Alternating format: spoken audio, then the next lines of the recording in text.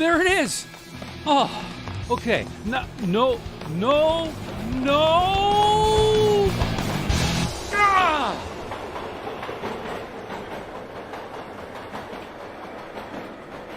We at CoCoTALK would like to thank the patrons who sponsor our show. So thanks go to Al Hartman, Alan Huffman, Alan Murphy, Blair Ledoux, Brendan Donaghy, Brian Joyce, Brian Weasler, Christina Armstrong, D. Bruce Moore, Davey Mitchell, Diego, Disney Saints fan, Eric Canales, Fedor Stamen, Grant Leedy, Jason Bucata, Jason Downs, Jenna Farron, Ken Reichard, Kyle Eder, Malfunct, Michael Pitsley, Paul Fiscarelli, Paul Shoemaker, Richard Lorbieski, Rob Inman, Stephen Wagner, Steve Bjork, Terry Steen, Terry Steggy, The Backyard Shed Gang, Tom C., Tom S., and Tim Lindner. Thank you ever so much, patrons. CoCoTALK is an unscripted live broadcast. Anything can and will happen. The views and opinions expressed by members of the panel and the live audience are their own and not necessarily those of the CoCoTALK show, its sponsors, affiliates, or subsidiaries. Open minds encouraged, sense of humor recommended. If any off-color comments were made, we're sorry.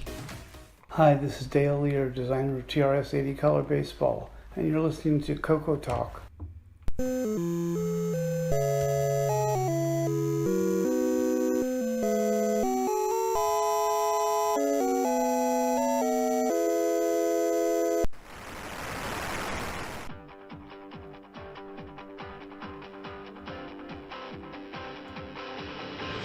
This is CoCoTALK, the world's leading live talk show featuring the Tandy Color computer. It's time to drop your socks, grab your real-time clocks, and let's rock. CoCoTALK is rocking the 8-bit world, keeping the Tandy flame alive. We may be mocked, but we'll never stop, 'cause CoCoTALK is rocking the 8-bit world.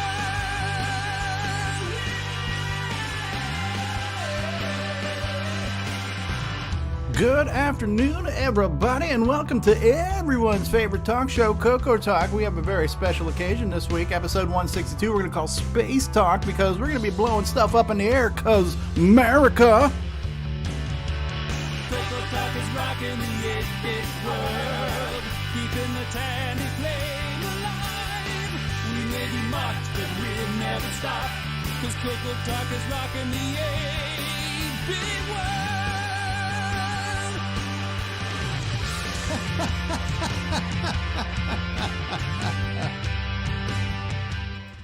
All right, good afternoon, everybody, one and all. Welcome, welcome, welcome.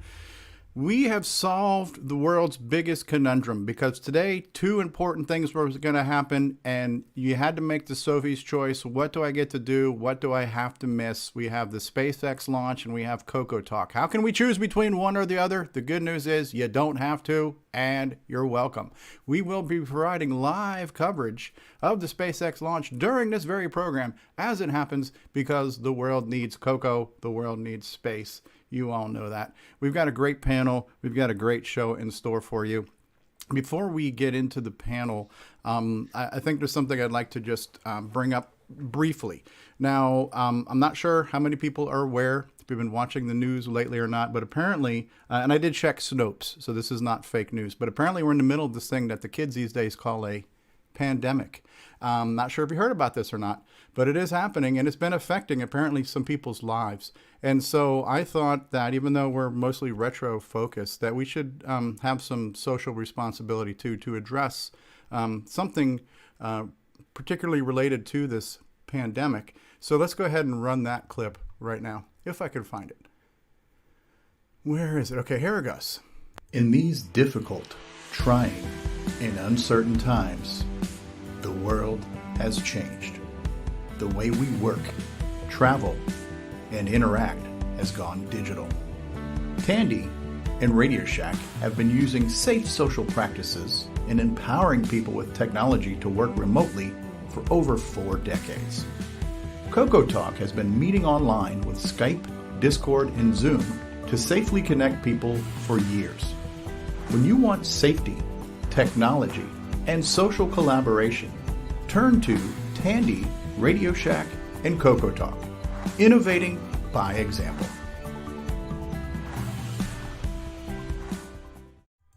And there you have it. Cool. Crickets. Helps when I you're would not say at it's soundboard something when you we need could it. hear over and over again. That's right. All right. That's I'm it. happy to see Fletcher got work again. That's awesome. And that's what I spent the past 9 hours this morning working on, and it just flatlined. And that's No, what it was that's funny. okay. That was good. And that's We okay. were all soaking it in. Well, all right, so we got a great panel for you today. Let's go around the room and let's see who's here. We have got a man whose name is so nice, we must say it thrice. It's Nick Marotta. Nick Marotta. Welcome, Nick. Hello. Hello, Good to see you guys. We have our backup engineer. I believe he is somewhere live right now in Houston. Mark Bosley is here. Hey, Mark. Hello. You've seen him on the bridge of the Enterprise, but he's currently in Arizona. Ron Delvaux is here. Hello, hello. Speaking of outer space, we've got L. Curtis Boyle with us. Good day. I'm not sure how that correlated, but that's okay. He knows the way to San Jose, and he knows a thing or two about Pi Drive Wire. It's Mikey. Hello, Mikey. Hey guys, how's it going today? Excellent, excellent, excellent. We have a very special guest with us today. Mr. Tim Lindner is here. Hello, Tim. Hi, everybody. Thank you for being here. We have the Coco Man himself from CocoMan.biz. It's Jason Reichert. Hey, Jason. Hey, hey. Hey, hey, hey. Paulie Walnuts Fiscarelli is in the house. Hey, Paulie, how are you? Yo, how you doing? It's good to be here. How you doing? I'm doing just fine. All right, we got the backup singer to ZZ Top, Rick Euland's here with the beard. Howdy, y'all. I'm sorry, I should have said ZZ Top. All the way from, is it Denmark? Where are you, Simon? Simon Jonasson is here. Are you in Denmark, Simon? Yeah, it was last time I looked. Okay, I can't keep up with you. You're all over the place. All right, so and the panel's moving around. Alan Murphy is here. Welcome, Alan. Groovy greetings, everyone. I believe he's on the road somewhere, probably going to get some apple crap. Mark D. Overholzer is here. Hey, Mark. Hey there, just on vacation in Eastern Washington State. Eastern Washington State. Excellent, excellent. Mr. Dave 6809 is here from O Canada. Hey, Dave, how's it going, eh? Hi, everybody. Welcome to the program. The Thunder from Down Under, Nicholas Marentes is here. G'day, Nick. G'day, everyone. We have the Slayer, Paul Thayer, author of this week's Game of the Week. Timberman is here. Hey, Paulie. Hey, hey, hey. And then I do have a question from David Ladd. David, are you excited to be here today? Oh, hell yeah, everyone. I'm ready to see how this train wreck goes down the rails today. I've got home at 4 a.m. from a LAN party, retro style, overnight. So I'm tired, I'm pumped, and I'm full of caffeine. Let's get this show on the road. All right. Well, something anyway. I'm drinking a David Ladd right now. Yes. I'm glad I asked. Unusually subdued David Ladd. I'm not sure if I'm glad I asked or if I'm sorry I asked. In the live chat, we have Ken Reichert, we have Chris West, Tim Franklin, Nimble is out there, and Kevin Holloway, Nick Marotta. We have James Jones in the live chat, David Ladd, Curtis Boyle, Mark B., Tim Franklin. I believe I've said hi to the live chat. Hello, everybody. So the clock is ticking. We do need to get into the Game On segment. I think there's one more clip that we do want to run before we get into the Game On segment, and that would be everyone's favorite segment of the show this week. If I could find it. I've got way too much stuff here to look at, and even though I have tried to organize it. Are Restreambot and Timberbot related? They could be. They could. Here we go. Here's time for everyone's favorite segment of the show. It's time for everyone's favorite segment, Who's New to Discord This Week? Well, this week we send out a welcome to MacGyver DB, David Brenneman, West Video, Chris West, Saburo from Japan, and Timberbot. And a special thanks go to David Ladd, Rob Inman, Alpin Grace, Paul Fiscarelli, Terry Steggy, and our patrons for boosting the server. Join us on Discord by going to discord.cocotalk.live. All right. Hello and welcome to Discord. Hello, hello. All right. So we are going to jump right into the Game On segment of the show and the Game On results and all that good stuff. Nick Marotta, are you ready for me to press these buttons? I am ready. Okay. And here we go. And now, Coco Thoughts by Samuel Gimes. Sometimes the cocoa is I never wanted to be a thinker at all.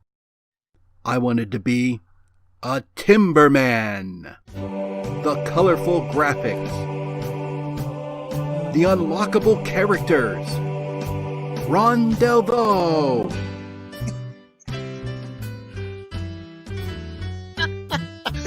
I'm the timberman and I'm okay. I sleep all night and I chop all day. He's the timberman and he's okay. He sleeps all night and he chops all day. I chop at trees from side to side. I cannot tell a lie. If one little tiny branch touches me, I fall right down and die. He's the timberman and he's okay. He sleeps all night and he chops all day.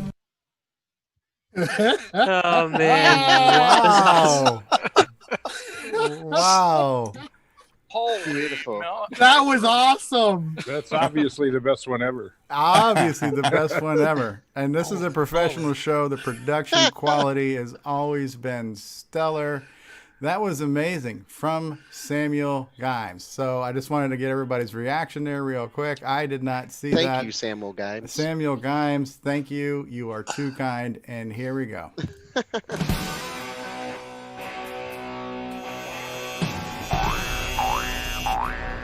High Score Challenge with Nick Marotta. All right, guys, welcome to the High Score Challenge game results. We had a really great week this week. We actually had over 20 participants, which I think is really, really good. So let's get to the list of scores here. And here we go. So 23 participants. Arella Murphy with 1 point. Rogelia with 35. Terry Stagey, 206. Jay Searle, 208. Mr. Dave, 237. Joshua, 271. Damon Beals, 277. Ben Drake, 303. Just Mike, 304. David Ladd, 326. Butterball, 327. Diego, 350. Alpin Grace, 352. Tom C, 357. Cat Lord, 361. Rob Inman, 361. Buck Owens, 363. David Croker, 366. Paul Shoemaker, 368. Paul Fitzgerald, 376. OG Stevie Stroh, 378. Redbeard, Paulie T, 379. Yeah. And book your ski trips to hell, everybody, because number one was me, 392. Nice. Way to go, Nick. Yeah, All that's right. a surprise, I have to say. Thank you, and thank you for Paul Thayer, who's actually here, for creating such a fantastic game. Paul, I didn't talk to you about this ahead of time, but I don't know if you want to talk a little bit as to developing the game and any memories you have of it or any. God. No. Great interview. Thank you. I mean, All right. I had a good time. I learned a significant bit. It was the first time doing any kind of assembly programming. And I'm just glad everybody had a really good time with it this week. We did. Go ahead. So thank you very much. We should also point out that Simon Jonason, who's here too, also helped Tim with this project. So thank you, Simon, for being an outstanding community member and sharing your madness with the world. A mentor. Yes. Any mentor. I would have played, but my hatchet was out being ground. So yeah, like I said, this is one of our more popular weeks. So obviously it was very well received. And So you were figuring the maximum possible score would probably be about 415 or so. You were saying That's before what it just gets to somewhere in the 14s, yeah. Because I don't remember the exact number, but after play testing, yeah, it was somewhere around 410, 412, 415, something it gets like that. nuts. It's amazing though. A lot of the scores were clustered around between 3 and 400. So everybody was doing really well on this game, I thought, because it gets crazy. Yeah, after about 370, it starts to get really cranking. So yeah, you can't stop at all. So, what kind of controllers did you guys find worked best? I was using a digital Sega gamepad. Not I like that. Not mine.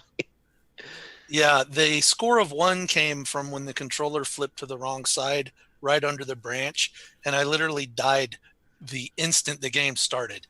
It's like, okay, I think I need a little tuning here.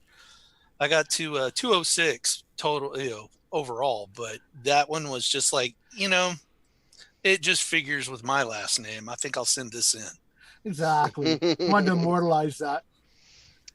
So, this is probably contrary to popular belief, but or popular opinion, but my favorite to use is the deluxe.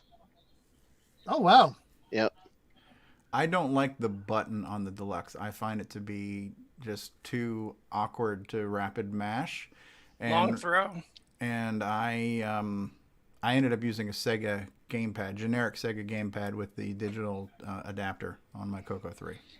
And I loved that. That button was so mushable. I could rapidly mush the button, and I could just thumb pad left and right and quickly whip back and forth with a single tap and mash the hell out of that button. It worked out really good for me. So you had said last week, Paul, that there was this secret unlockable. I assume we did get that, right? Was that you with the guitar? Yes. All right. I'm not listed as one of the unlockable characters, but if you get 375 or higher, I will appear. And I'm not a big fan of smashing guitars, but it was pretty cool. So nothing happens to the guitar. Just it's amazing. I know. Yeah, and for those not aware, guitar is known as an axe, man. It is. When you're cool like Stevie and you know the lingo. That's right. So if you get 415, do you get a double neck or what? Yeah. Why don't you try? Somebody try and find out. That's what happens. The answer is no. You publish the source code. Now, if you can actually manage to get a 0 score, you unlock the ukulele. Steve, I'm thinking something I can't really say right now, but yeah, I am too, Nick. It should be a negative score to get the ukulele. Okay, these are my friends. Thank you. Yeah, so thank you very much for this game, Paul. I'm really glad to see that people responded well to it, and you had a few people pick up a copy this week, eh? Yeah. So that's really good. I like to show what's out there in the community with continuing software and hardware development, and if we can support the developers and keep things going, it's really fantastic. So does anybody else have anything to talk about with? Well, Paul, do you want to mention the fact that what was the inspiration for making this game? Like where you got what was. Without me saying it, I was going to give you the chance to say it. So. Oh yeah, well, I mean, I got the inspiration from the phone app of the same name, and the fact that it was the graphics are very similar to what you could produce on the Color Computer 3, and I'm like, well, that looks like that might be easy to pull off. So yeah, it translated really well. But you learned better, right? What? But you learned better. It really wasn't easy to pull off. You still did it, but yeah, it wasn't quite that easy. No. Have you thought about different games that you can come up with the same, similar fashion working thing? No. Like, are you interested in porting any other mobile games over? I guess would be a question. There's been a few. Yeah, I mean, before I wrote this one, I wrote Blocked in Basic, and that was close to that was a phone app that I found. Mm-hmm. Yeah. But I didn't do that one in assembly or anything like that. So now, we're getting a little bit of background noise from somebody, so I'd ask people to kind of self-mute when you're not speaking. And I mentioned this when we were talking about this in chat on Discord. This is not the first time a mobile game was ported to the Coco. And the first one I recall, actually, well, there was also Flaggin' Bird that Steve Bamford, aka Bosco, did. So Steve Bamford ported a game called Flappy Bird, where you just kind of move up and down as you're scrolling across the screen. So that was ported to the Dragon Color computer, and I believe it was even ported to the MC10. Yes. And by the way, I would like to say, for the record, for years now, I've been saying that the MC10 is incredible. It's a fantastic machine. It's wonderful. Amazing people developed for it. Jim Gary, incredible guy, making amazing software. So Flaggin' Bird was a retro app ported to the Coco family. And then Lee Patterson did Bouncy Ball, which was based on a iPhone game that looked retro-ish that he ported to the Coco. And then he ported the Coco version back to the iOS in a game called Bouncy Ball NG for Next Generation. And by the way, Simon Jonason also helped Lee Patterson with that. So surprise, surprise, when people are making projects, Simon's usually helping out there. So this is the third. What about the Dino one? Dino War. Yeah. Well, that was retro when retro was original. Oh, Run Dino Run too. Yes, ported from. Yeah, it's based on a Google game, isn't it? Yeah. On the web browser, right. actually. So there's been a number of now things ported to the Coco that were inspired by mobile stuff, and so it's almost like a tradition now. So it's kind of cool to see that. I think that's why his nickname is the Invisible Man. It's behind the scenes. He's always behind something. No, fun game, absolutely fun game. Very well polished, very professional looking. The first game I've seen for the Coco with unlockable characters, which is it's a common theme now in modern games, but it's the first retro system based game that has that unlockable characters. And it was in this run that we did that I got the last 3 unlockable characters. As a matter of fact, Simon Jonason is one of the unlockable characters, the Madman. He's using a Coco to chop the tree. Paul Thayer was an Easter egg, but I unlocked Paul, the Easter egg, and I unlocked the other 2 guys that required you to get strings of 200 or 300 chops 3 times in a row. So it was... Those are tough. Yeah, Scuba Steve, and who was the other one? Homer Simpson looking dude, right? So I unlocked those guys this week playing the game. So it's kind of cool that even though I've had this game for like 2 years, I got inspired to play it, and I got more stuff out of it these past couple of days too. So it was a good time this week. And of course you did the Christmas edition one too, where you kind of changed things up a little bit as well. Yeah, that was neat. Yeah, I like the Christmas edition with the snow, and yeah, it's really cool. So people played that one, and they're identical, and yeah, it's really cool. Yeah, I was actually trying to fit that into as an expansion to the actual main game, but the way I coded the cycle for like when you're in the character selection screen, for some reason I couldn't get any more in there, and I wasn't gonna mess with it too hard, so I just kind of wrote a demo, and I'm like, you know what, I can actually give this away for everybody. So very nice of you. Yes. Okay, so should we so aside from the human players we had playing, we had somebody take it upon themselves to challenge themselves to create an automated player, and that player was known as Timberbot. And here to talk about that is Tim Lindner. Oh, I didn't make Timberbot. But yeah, I did make a robot playing Timberman. And I thought you called it the real Timberbot. Anyway, sorry. Oh, yes. I got confused with the names. Okay. Yeah. Yes, it is the real Timberbot because I think it has the high score of 410. Tim Lindnerbot. Timbobot. Timbobot. So yeah, go talk about so show us what you've done. So I should be sharing my screen. You are. I have my YouTube video up, showing the 410 I got. Very proud of that. I used MAME. MAME has a scripting engine called Lua, and it was rather quite easy. Line number 10 here, I test to make sure that I'm on the play screen, not the menu screen. This pixel 200,30 is a green color for the main play screen. And then I test for a brown pixel on the left-hand side and either move the joystick all the way to the left or all the way to the right. For button pushing, I found that I couldn't be alternating button pushing on each frame. I had to hold down for 2 frames and let go for 3 frames. And that's when I finally got my my high score of 410.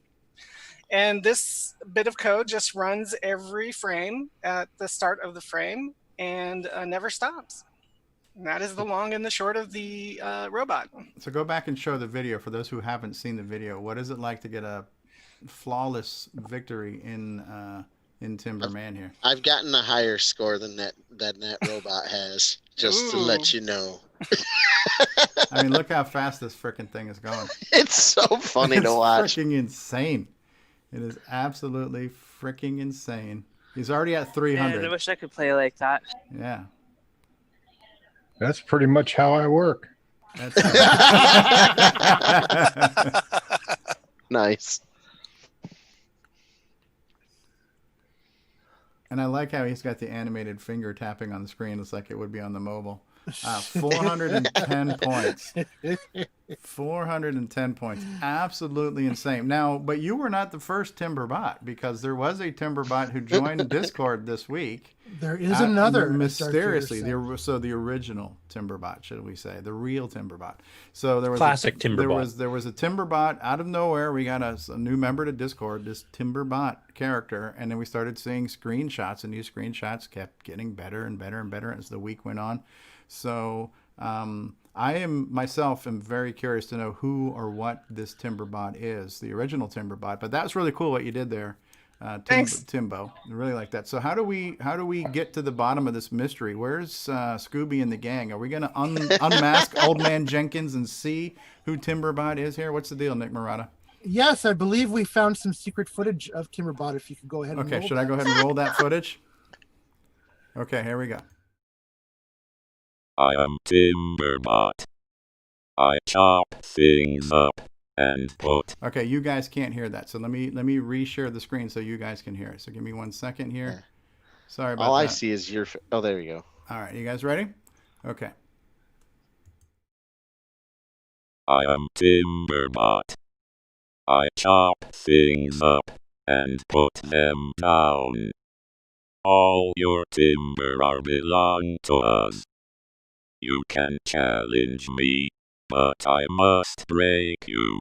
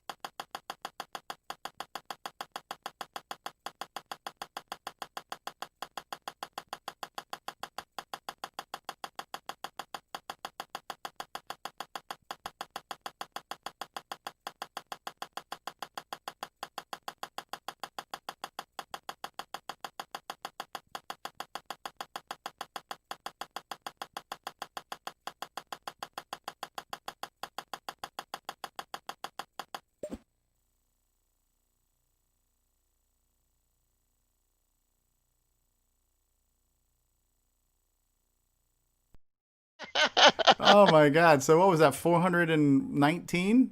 419. 419 was the best score, with the total best score of 991. So I believe shenanigans might be called here. So the secret Timberman gonna reveal himself. I'm gonna tell you that the highest score that I've seen is equal 78. The first number didn't even register. Oh my goodness. So if you play this bot a second time, you're not going to get a different answer, are you? No. It might be Yeah. because it's random, right? The way I don't know. I don't know anything about bots, unfortunately. As far as I knew, that was all science fiction type stuff. But apparently, bots are among us, and bots are invading our challenges here. And they look like they could play in ZZ Top. So I still don't know the origins of this Timberbot character. Is the truth out there? So I might be able to reveal a little bit of truth on that one. Okay. Fess up, mister. So yeah, Timberbot was my creation. I had started trolling the high score challenge screenshots earlier in the week before he was disqualified, and justly so. First disqualification. So I didn't realize Tim was working on his, and there was a little bit of banter between Tim and Timberbot earlier in the week, so that was interesting. And then I saw Tim's video last night, and I'm like, oh, I think I can beat that one. So hold my beer. Yeah, hold my beer. So a little bit about Timberbot. Yeah, he basically he's playing on a physical Coco 3, and I'll show you exactly what I've got going on right here. So I'll switch over to the magic behind the scenes. And basically, I've got an Arduino set up here and just a little bit of circuitry on the breadboard here. And basically all it is an Arduino that's controlling the gameplay. And the way that I've got it set up is I've got this cable right here, which is going to a Coco joystick connector plugged into the back of my Coco 3. I've got power going to the Arduino, and I basically got have two inputs into the Arduino. One is this green wire, which is an analog input, and that is wired to a couple photoresistors that are wired up in a series differential voltage divider, much like the wiper arm of a Coco joystick. And this one here is let me grab something I can point with. This white one here is actually the fire or the chop rate. And I just basically have a potentiometer on the board here that I can control the chop rate. The chop rate is this blinking LED right here. And I can go all the way down to about one chop every 2 seconds, or I can speed that all the way up to the fastest input that the game and the Coco will actually take. And that's about 7 to 8 chops per second right there.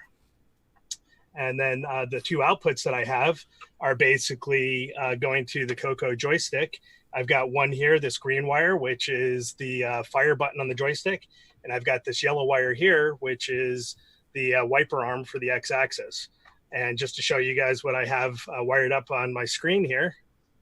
So yeah, there's Timberbot. So basically what I've got on the, see if I can get this to focus. So I've got a couple photoresistors that are basically attached to the screen. I've got just some monofilament fishing line strung across the screen with a couple of shrouded IDC connectors, and you can kind of see the sensor right up against the screen. And all that is one of these, if you've ever fooled around with the old electronic kits, it's just one of these photoresistors. So it senses light and it changes the resistance value based on the light input. So what I can do, just to show you guys a live demo of it, is I'll switch to... So there's like no game is sacred anymore.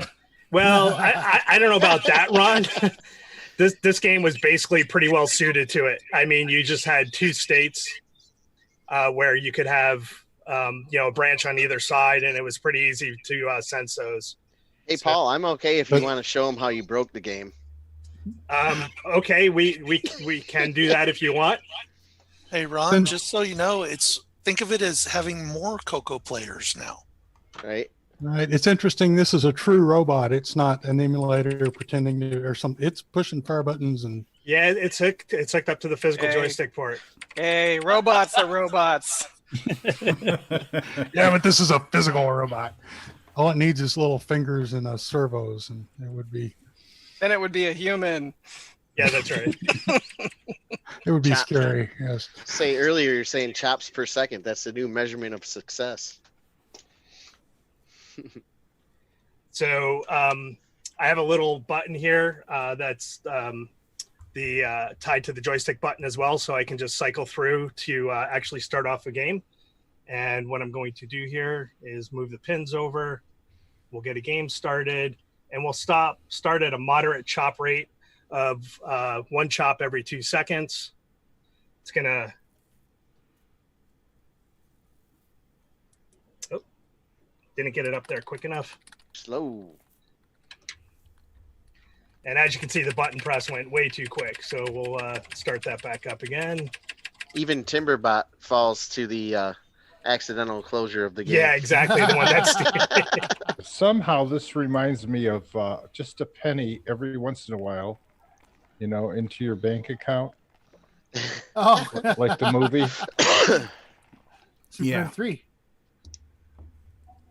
The power of compound interest. Yeah, it's a little slow there. So we'll Now dial you're it up. speeding them up. Now you're speeding them up. Bing, bing, bing, bing, bing, bing. Holy crap! Is he hauling buttocks? That's as fast as he goes. Okay. And every once in a while, the photoresistors are susceptible to ambient light, and they'll pick up something that they shouldn't and switch over. Like the glare from David's head? Exactly. That's definitely one source. Ambient light and MAME. So you could get a different result every time? You could, unless I have it at the fastest speed and the accuracy is spot on, then the game will basically play forever. And he's not joking on that. It will go until power goes out. After you guys watch this, I'll tell you like the story of how he told me about this. Had me rolling off my chair, basically. You're going to see a bug coming up at about 100 whacks. We're at 350, 370, 380, level 20, 390. We're now Captain, my VDG is overheating. 421, 427, 430. Look at the power meter. What happened to The timer meter? goes back up. Some How did bug that in the happen? game. Oh, there's a bug in the game? Some sort of bug in the game, yeah. So now we could just go infinitely. So now you're hacking this freaking tree forever. You must have rolled That's over. where the 991 came from. You must have overflowed something. Yep. Yep, exactly. And if you loop it, I think the first character is like a exclamation point. Yeah, it's funny. So Paul hits me up on Discord. He's like, I found a bug in Timberman. I said, impossible. So he's like, here, no, let me show you. And he's like, once the timer gets past 4:15, it starts going back up. And I'm like, you got that high on your own? He's like, oh, yeah. And he's like, here, let me show you the bug. And I'm like, you're going to be that consistent? And so he's like pressing the button in the background. And he's like, oh, my God, these deluxe joysticks suck so bad. Blah, blah, blah. He had me going the whole time. It was fucking hilarious. That was so funny. Oh, man. So Paul just trolled everybody this week. Yeah, basically. I couldn't resist. No That's two so funny. game on players. Can we have this game next week? Yeah, and while he was like trying to get this all set up for me to watch, I was sitting there like going through the code, like, what did I do wrong? How do I fix this? But it's not humanly possible. So, yeah, exclamation point. Did you find the bug though? Do you see what's causing it? No, I can't. Exclamation point 32 is what the score just got. Yeah. Bang 32. So that's pretty funny. That's insane. So a couple other notes on this. So one thing I did want to mention is I originally had the voltage divider coming off these photoresistors going directly into the Arduino because I thought that the chop rate was going to get out of sync with those wiping back and forth. And as it turns out, it works perfectly fine bypassing the Arduino and just using the Arduino as a clock to do the chop rate. So that was kind of interesting to find. The code is actually only a few lines. I don't have it set up where I can show you. But one thing I did want to show you is a scoring chart here. I put a little bit of math behind it, but just to show you how challenging it gets for folks in the later stages. So basically, the way to read this, going from left to right, we have chop rate on the y-axis and the score on the x-axis. So for a chop rate of 2 chops per second, you'll score about 100 points with 100% accuracy, obviously. Then 3 chops per second, you can get up to around 325. Then to get to about 375, that requires 4 chops per second. 375 is extremely hard to get to, as people that got that high realize. In order to get to 420, you have to double that rate. You have to get up to almost 8 chops per second to get those few extra points. This is so awesome. It goes up exponentially. It's exponentially harder to obtain those scores to get over 400. So it was a fun little thing, to put this together. But yeah, so that is Timberbot. I feel like this took more time to do than me making the game. It's like a white paper on the game. Wouldn't it just be easier with a cheat code? Yeah, exactly. So but what where's if- the fun in that? What if the Coco was it running at double speed? It is. I think the game is. It Oh, it is. is? Yeah. So is this All right. is this a representation of the difficulty curve, basically? Yes, that's the difficulty of the curve. Look at that spike. So what So to would get- happen yes. if it wasn't on double speed? Would this chart be different? The chart would still be the same. It would still follow the same curve. It would probably be, you would probably have the ability to, I don't know if you would be able to chop as fast. The game would probably restrict that. I think it's frame locked. So Yeah. I think it would probably be about the same. That's insane. The numbers might just be different This scaled. this should just be called the screw you graph, right? So What's nice, it takes a bit of effort to learn how to do it, and then you're coasting along doing really well, thinking that you mastered it, and then boom, it kills you. If this was Now an you know what arcade that game, smug smirk is about. One on his small little Timber's branch. face. Yeah. you'd have to put your extra quarter in at 300. Yeah, exactly. Paul, I'm wondering, is Timberbot going to be joining Boston Dynamics soon? They're right down the road from where I work, actually. Somebody asked if you'll be selling kits. I'll throw a gist up that people can download the code from GitHub and schematic. It's unbelievably easy once you see what it is. So if people want to try it themselves, they're more than welcome to. So just to put things in perspective here from a kind of a historical point of view, this is completely scientific. And we're seeing charts and graphs. We're seeing freaking robots and wires and all kinds of stuff here, anal probes, you name it. But this is not the first time that Paul has done this. A week ago, we saw him pull another Hold My Beer where he cracked the encryption by hacking through the information on the disk, right? And then before that, when Forest of Doom came out, he kind of mentally figured out the whole, I got to plot this out. I got to know where I am, how many steps away I am from the game, and how many, rooms I have to, screens I have to go through to get to where things are. So he has always taken this kind of methodical approach to things and done these pretty cool videos for that. So you've got a very It's the analytical Fiscarelli mind there. syndrome. Yeah. That was a lot of fun. So Yeah.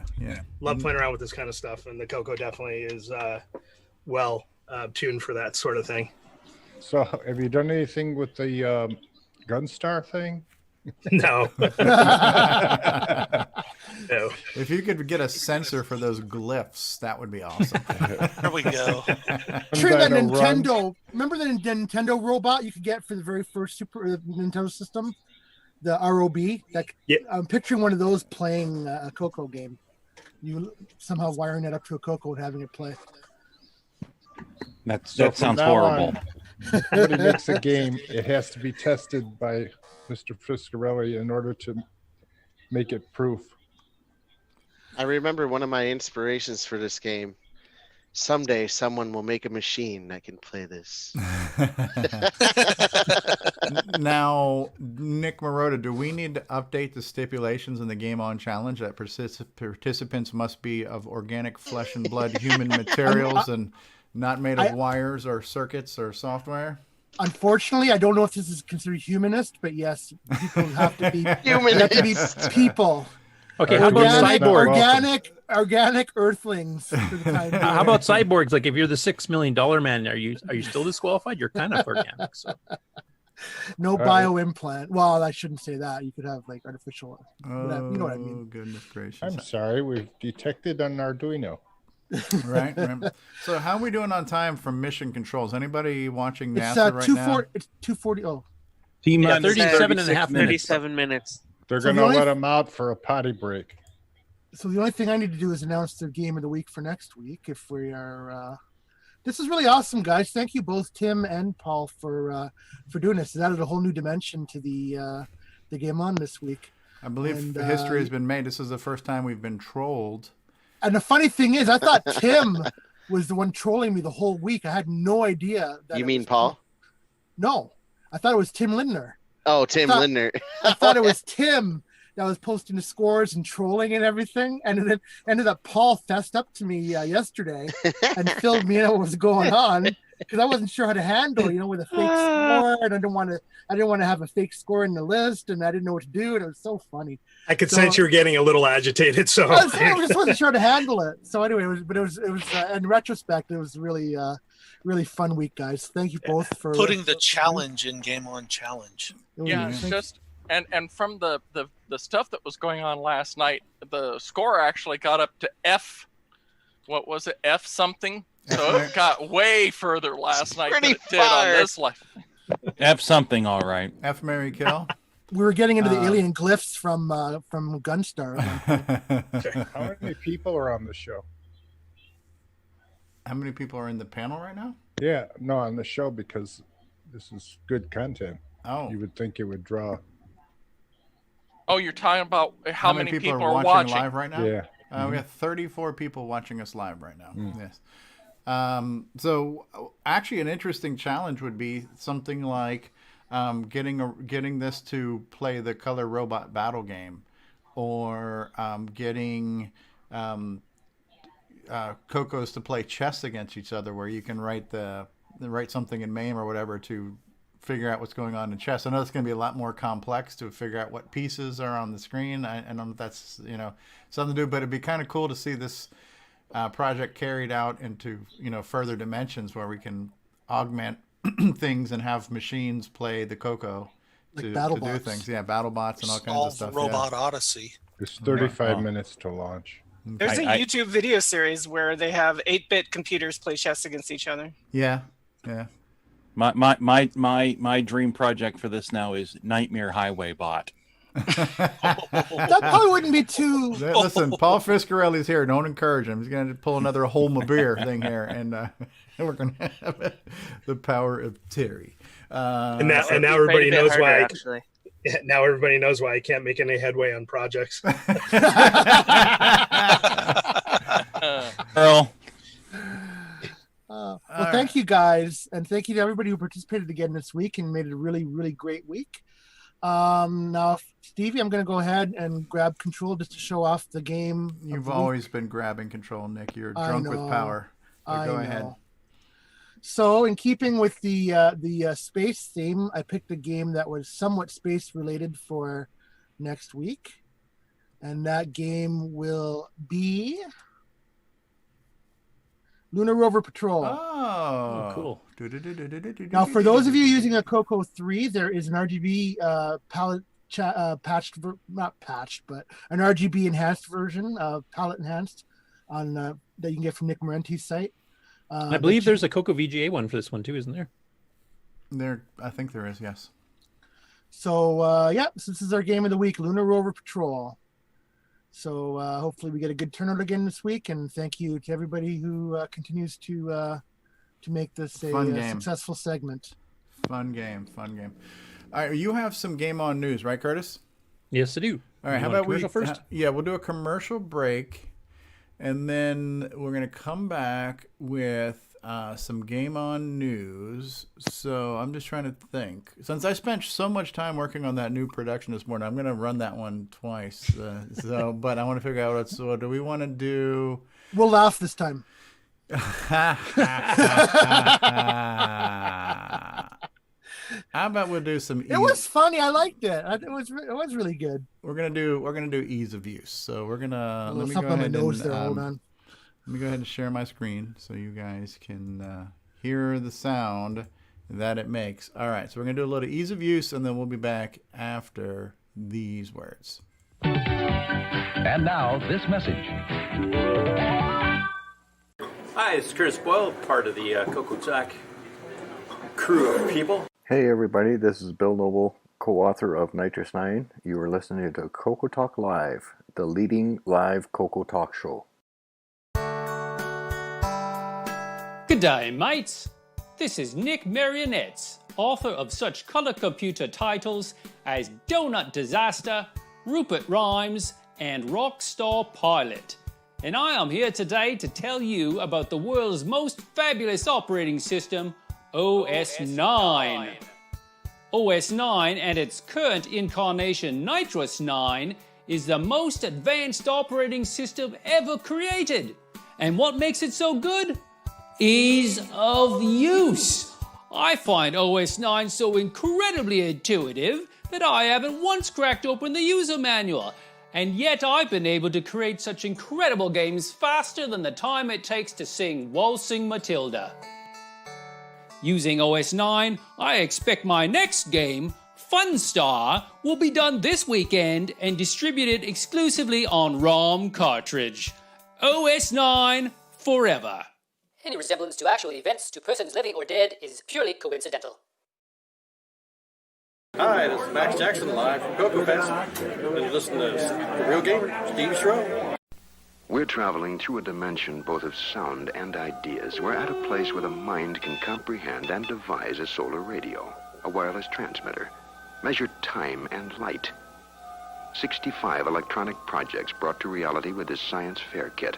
Astonishing? Perhaps. But you can find it for Christmas for $17.95 in a place that's known as Radio Shack. Radios, stereos, recorders, everything in sound.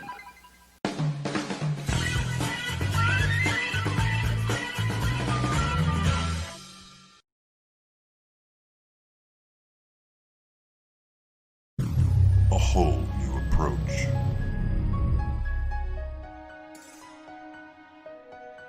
Faster than ever.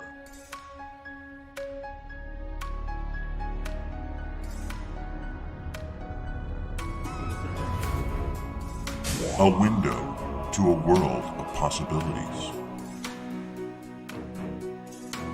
Clear your expectations.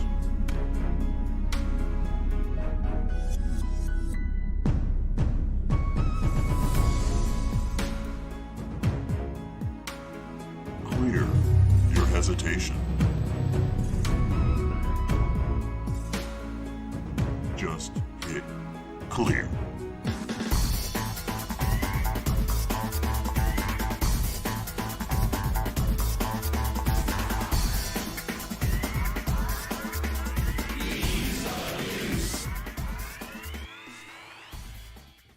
Download EOU today at lcurtisboyle.com. Hi, this is Sean Wheatley, and you're listening to CoCoTALK with the original gamer, Stevie Stroke. In these difficult, trying, and uncertain times, the world has changed. The way we work, travel, and interact has gone digital. Tandy and Radio Shack have been using safe social practices and empowering people with technology to work remotely for over 4 decades. CoCoTALK has been meeting online with Skype, Discord, and Zoom to safely connect people for years. When you want safety, technology, and social collaboration, turn to Tandy, Radio Shack, and CoCoTALK, innovating by example. Oh yeah, there we go. And we're back for the Game On News segment of the show. Oh no, it's time for a nap. Snoozy newsy. What hadn't you said? Away with you, naysayer. You are not needed here. You have no power here. Be gone. It's going to be hard to follow up on bots, though.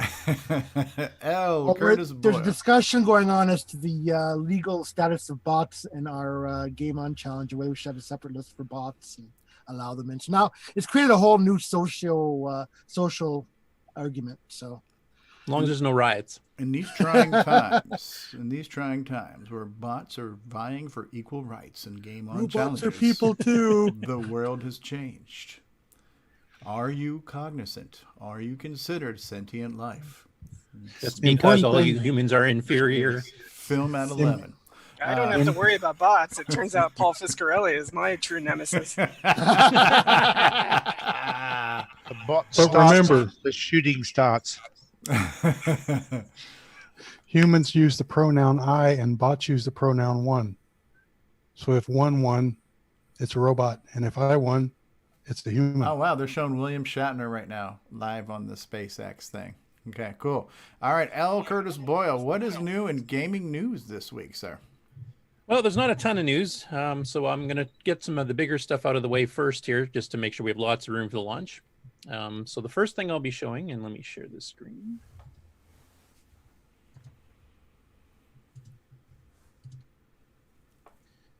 So the Amigos released on Wednesday what will be the second last Coco show for the foreseeable future.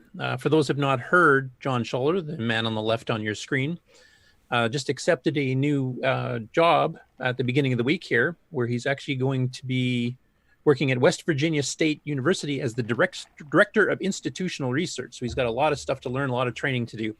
So they kind of hemmed and hawed and talked back and forth between the two of them. And John just feels he can't do justice for all the various shows they've got, because they try to play the games like numerous days to really get a good feel for it. And they're going to keep the Amiga show going because that's their longest running one with the largest user base and fan base they have.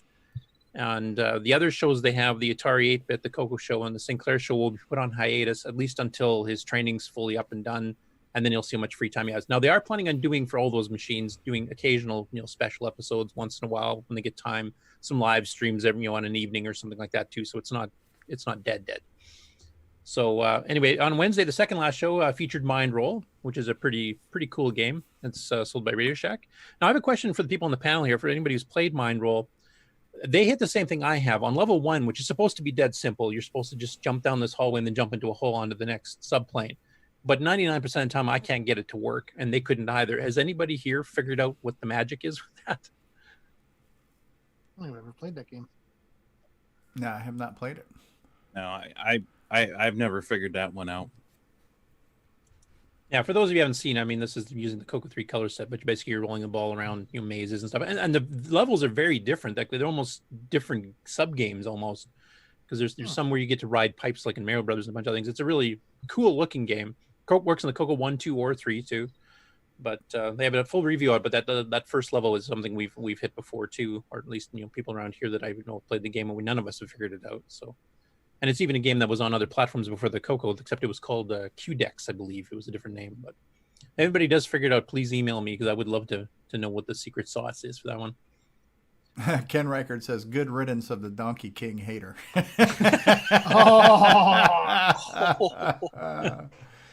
Okay, and then on Friday, yesterday, they did their live stream on Twitch that they usually do. And this is the last episode of the Sinclair show, the last episode of the Coco show for now, and then the current Amigos show.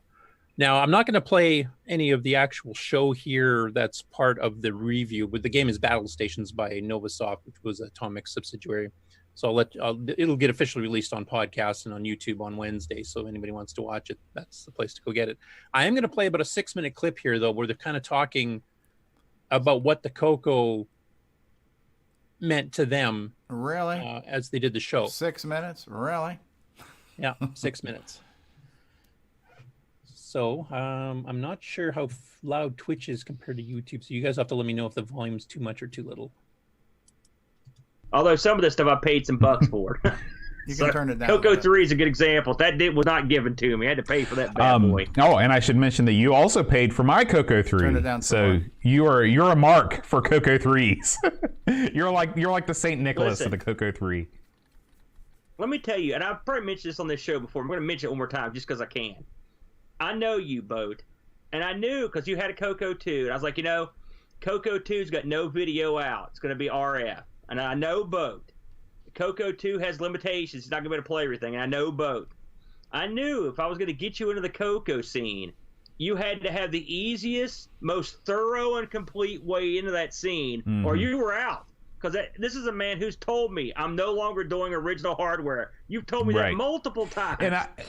And I'll tell you what, because this is the last episode of the Coco Show for a while, I do want to soliloquize a little bit, if I may, why I love the Coco so much. Please. The Coco is really the only computer for months and months and months and months that I've played whenever I play the Coco, 99% of the time I'm playing original hardware, and I'll tell you why.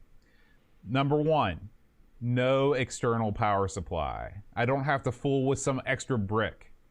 Number two, it's got an SD storage solution that works, and it works great all the time. You put all the games on there, you can see them, navigation's a breeze. Whoever set that thing up, genius, okay? And number three, the games are my kind of games. You hit the enter button, the game pops up, you start playing, you know what to do almost right away all the time. It's sit down, have some fun, get out. None of this, I know that there are people out there that are into the applications, they're into the OSs, they're into all that stuff. Give me the games, give me as fast into the game as I can, and I'm happy. That's why the Coco 3 is awesome. Yeah. I agree with you, and I will say we've talked about how much we like the SDC on this thing. It's the top of the heap. You can use the joystick to navigate it. It's plain Jane. It's also powerful. If you need extra weirdness, that you have to do, it's great. I think the Coco 3, and you can see why the price has gone up on these things substantially, even since we've been getting into them. The Coco 3 is the top of the heap for car computers. And it's there for a reason. But I know you were surprised at the amount of the variance of games, and how many quality games that there were out there for the Coco. And for a very select group of people, it's an untapped gaming area for a lot of like retro gamers. I was very fortunate because I grew up with it. I knew it was out there, but even I've been astounded at some of these as we go back to play them, how much fun they still are.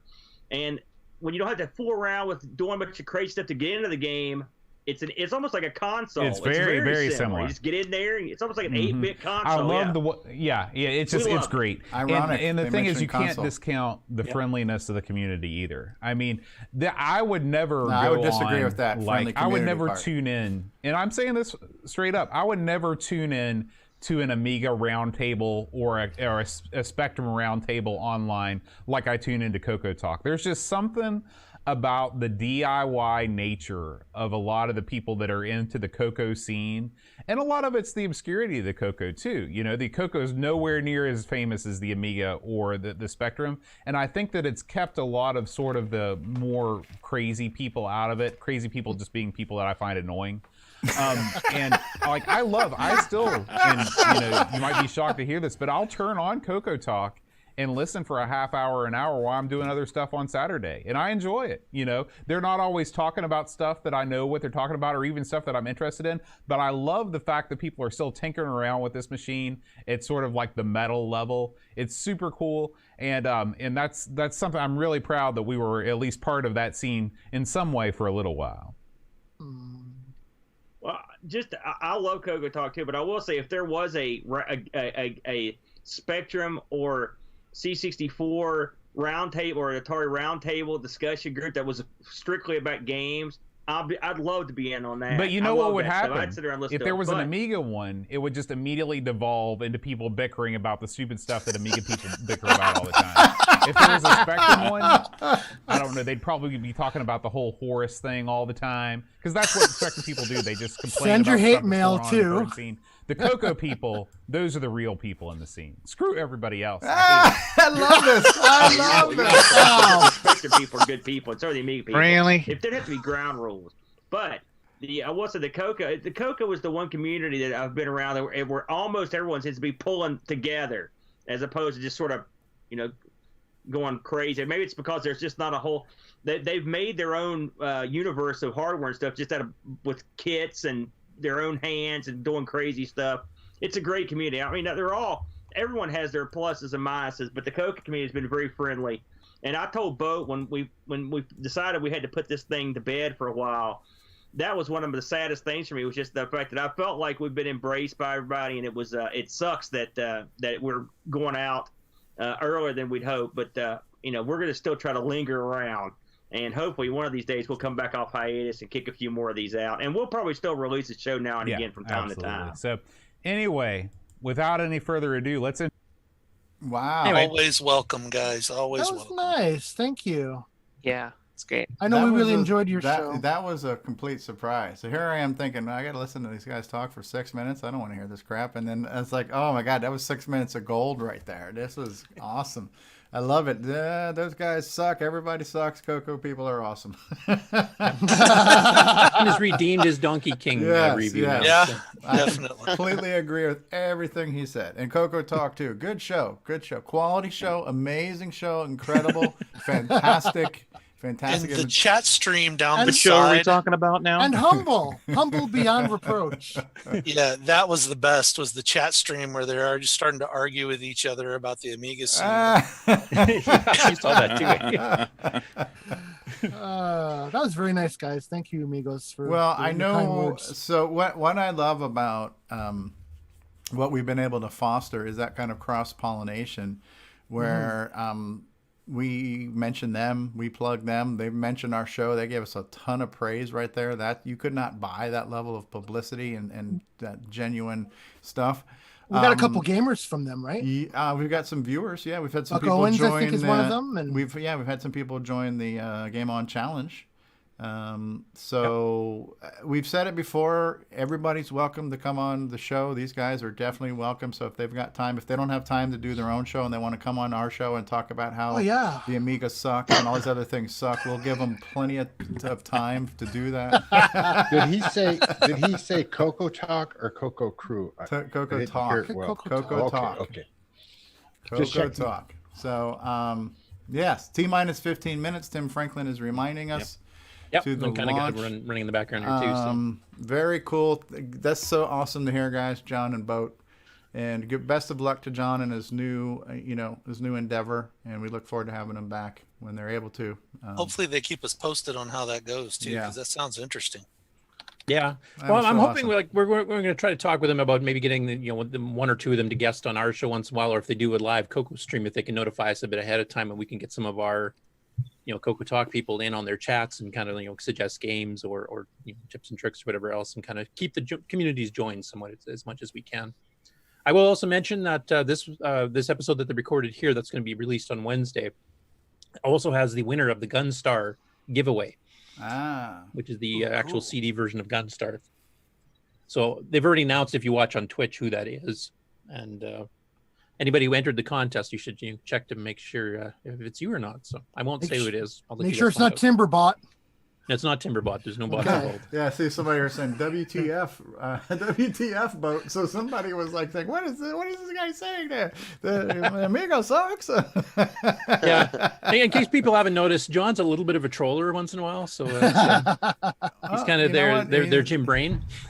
Unless the guy speaks his mind. So I'm gonna have to start a new group called CoCoBot. All right. Dave Phillipson's asking, this is the Amigos Retro Gaming group, and they have a show they do that's called the Coco Show, where they talk about Coco games.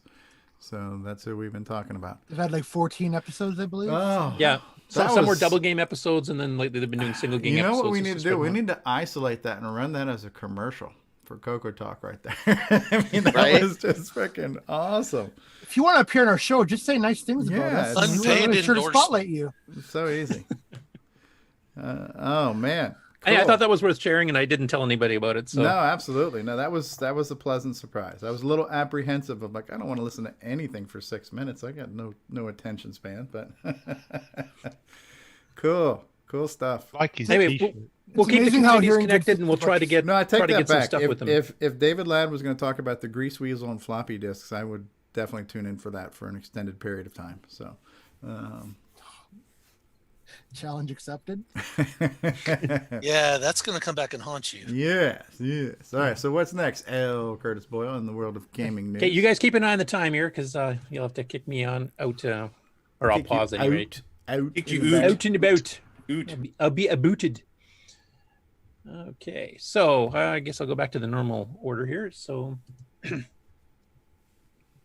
Eric Montero, who did, of course, the Outhouse port to the PC using Semi-Graphics Simulated, is actually working on real Coco graphics now. So he's been fiddling around with some characters here. And I don't think this will zoom. No. And I think he said he sped it up since then, too, since this original version. But just showing some of the Semi-Graphics animation of the standard Semi-Graphics 4 mode. That is pretty cool. And this time running on, Coco, not on a PC, simulating a Coco. So I'm looking forward to see where he goes with this. Graphics are cool. Here's a little bit of a self-plug for me. May was supposed to be my month dedicated to updating the game site. Now, unfortunately, with my dad's passing, I lost a fair bit of time there, so I didn't get quite as far as I'd originally planned, but I still have gotten a fair bit done. I think I've got about 70 games added so far. I'm going to try to hit 80 by the end of the weekend. The worst thing about trying to do this is the research, because I have to research, authors' names because it's not always present, and when it was really published versus the copyright date, et cetera, et cetera. And also the fact that I have to play the games far enough to get some decent screenshots, and sometimes the game is really fun, so I might blow an entire night doing one game, which doesn't really help me speed up the web page. But I've been doing it alphabetically here since May 7th, as you can see down in the corner here where I put in those 3. Okay. And now I'll be completing the C's tonight, and I'll be starting the D's. And then as of Monday, I'm going to be starting to split my time. I'm probably going to do about 4 or 5 days for EOU, a day for the EOU documentation, because that's a collaboration between multiple people. And then I'm going to try to do game on webpage updates at least once a week. So I'll hopefully keep popping them up and eventually get them caught up. I might take a break from the alphabetical and switch to people that have got games currently out for sale, just so I can get them all and have links to their web pages or PayPal accounts or whatever they need. So any authors out there that have stuff for sale that want to send me a link, what the best link is to either get information or to do the actual ordering of your games are, just send me an email, and I'll put the links directly into those game web pages. So Curtis, I know you're kind of like a one-man army here, but would you accept help if people wanted to help do some of the research and legwork for you and feed you some information, or is that not going to help you because you want to, I don't know. I'm just thinking that, you mentioned. Yeah, I'm trying to think of a good way to do that. I mean, one thing is that I currently resize the screenshots down to, I make them in GIF format, or GIF if you're weird. And I make them a certain size, because my whole point of making this as retro and as simple as this is eventually I do want to write enough of a browser on the Coco itself so you can actually browse my own games page from your Coco and actually see all the screenshots pretty close to what you see on the website right now on your Coco itself, on a Coco 3. Wow. So there's some restrictions, like I won't be getting fancy and stuff, adding database support and a bunch of things that would make it easier, but I want to make it so that you can actually hit it from a Coco fairly simply. Sure. It's a static page with a simple image. Yeah. And I mean, there is one thing I could get as I keep adding the games here. I've got these sub alternate indexes here, and I've had a few requests from multiple people saying, can you start updating those? Now, I have updated the clone index a tiny bit the last month. I've thrown in a few new games and a couple of alternative versions of games, that I hadn't seen before, I haven't got on the webpage previously. So the timeline index, the author index, the publisher index, the official license and cross-platform index, and the clone index. The official license cross-platform, that's pretty well done because we didn't get a lot of official arcade ports. But the other ones here, I mean, there's probably like a couple versions of Centipede I don't have. And then I've got a running list of, I'm kind of making notes of other games that have clones and derivatives and stuff like that. So if somebody wants to do the research and kind of send me, here's every single Defender clone I can think of and every derivative and what's different about the derivative. And then that will speed up my processing these pages. And the author indexes and publisher indexes and timeline index, which is the years that we released, that I wouldn't mind somebody going through and doing the research. And here's a list of all the games released in 1981. Here's all the games released in 1982 type thing. Because that takes a lot of extra time and that I don't need to be directly involved with. So if somebody wants to help me with those alternate indexes and then send me the list, then I can get those done a lot faster. So that I would definitely like some help on. Okay. And what's the best way for people to reach you on that? Would just email you? Is your email address on your site? Yeah, it's down here somewhere. And you're also on Discord, so people can get you on Discord. Yeah, Discord. I just look for the guy with the mullet on Discord. You'll find Curtis there. Okay, there's a link that says email me. Okay. Yeah. So very cool. Yeah, so this is great to see that this website, which has been kind of a great pillar of knowledge and resources, is getting some much needed content added to it. So thank you, Curtis, for doing that. Yep, and I'll keep plugging away. I'm actually going to schedule it at least, like I said, once a week now from now on. I've neglected it sometimes for like a year or 6 months or whatever, and then I'd pop in a couple new ones, and that's it. I'm actually going to schedule it so that I'm staying on top of it a bit more. But like I said, I think after tonight and maybe part of tomorrow, I'm going to switch to new games. So if anybody has games currently on sale, fire me an email in the next 24 hours, and I'll try to get them all up as of Sunday night before I switch to doing EOU stuff next week, so that you guys will have an alternative place that people are looking for Coco games and find my site first. They'll actually have direct links to wherever you have your ordering set up. Or if you have a page devoted to it, then it has a sub link for ordering off that. Then we can promote some of the newer software. So I'm hoping like John Strong, Nick Marentes, Bruce Moore, Paul Thayer, everybody else that has stuff for sale. Send it up. That. Okay. Ken Make It did say, I see a lack of furniture. There's a couple of the Andrew Perkursky games from T&D do have some furniture in them, so that's not quite true. But All right. Okay. How are we doing for time? We got 6 minutes. They haven't scrubbed yet, so I'm assuming it's happening. I think they're going to go 59. 1 minute left. 59. No, 59. Yeah, it's like about 5.5 minutes almost. Okay, so I'll just breeze through this. This will be the last of the game news anyway, and then regular news I'll do after the launch. There's not too much of that either. Cuthbert Dragon, which has been doing all the Dragon games on live, Real Dragon, on an actual CRT that he films, put a whole bunch out this last week. There's a few here that I could play, like Tee Off. This is the Dragon version. The Coco version has artifacted colors. It's a golf game. I don't know if too many people have seen that one because it's a bit more rare. Some of these other ones I've recently demonstrated. Arcadia was one I hadn't seen before. Speaking of Flag and Bird, it's center of that screen there. That's the one I mentioned that Bosco had done. Yeah. And there was a couple others here. Monsters and Flight.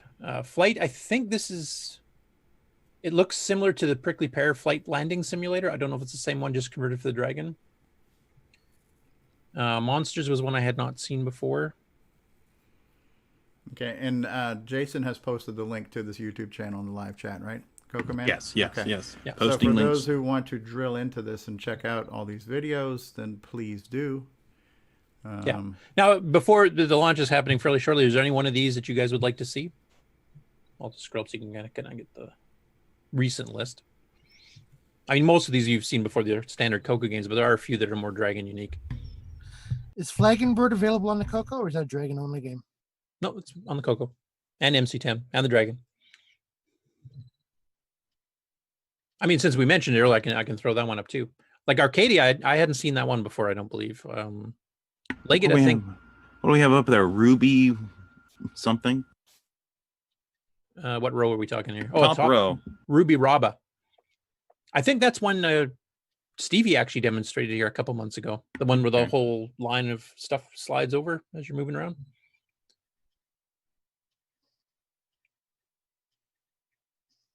Have you seen Flag and Bird, Nick? No, I've seen the original, but I've never seen Flag and Bird.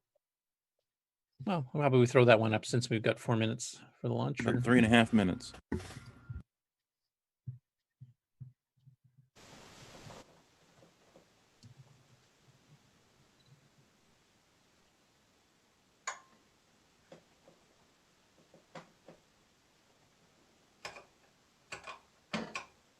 That's about how I score on it. I was going to say that was. Paul Fiscarelli, if you want to make a robot to do this game, that would be awesome. Oh, yeah. Is that a keyboard? Or is that keyboard? Yeah, I think you just tap the space bar to jump. Oh, wow. Yeah. This one might be a little bit hard, but let me see what I can do. Hold my beer. The robot would go ahead and make its own self-destruct mechanism. This is one frustrating game. Yeah. But look how smooth it is. Like the background scrolling and the kind of, multi-plane scrolling and stuff. Yeah, it's good. This was his first project, Steve Bamford, and well done. Yeah. Yeah. Is he the one that did the MC10 for, or was that somebody else? I'm not sure, honestly, if he did that. I don't know if Darren Atkins actually did that or not. Because I think he was actually a little bit surprised to see it, because I don't think he had done it. So I was like, wait a second. I know the game is free, but it kind of showed up somewhere I didn't even know about. So, Down to it's about 2 minutes. really smooth scrolling. Yep. Yeah. Got time for one more quickie? Sure, that's what she said. I'll do Arcadia because that's one, like I said, I hadn't seen before either. So. Oh, it's our favorite colors right there. Yeah. Well, the title screen's pretty impressive. Let me just backtrack to that. Yeah, because is that PAL artifacting? Yeah. Well, it's not even supposed to be artifacted, but yeah.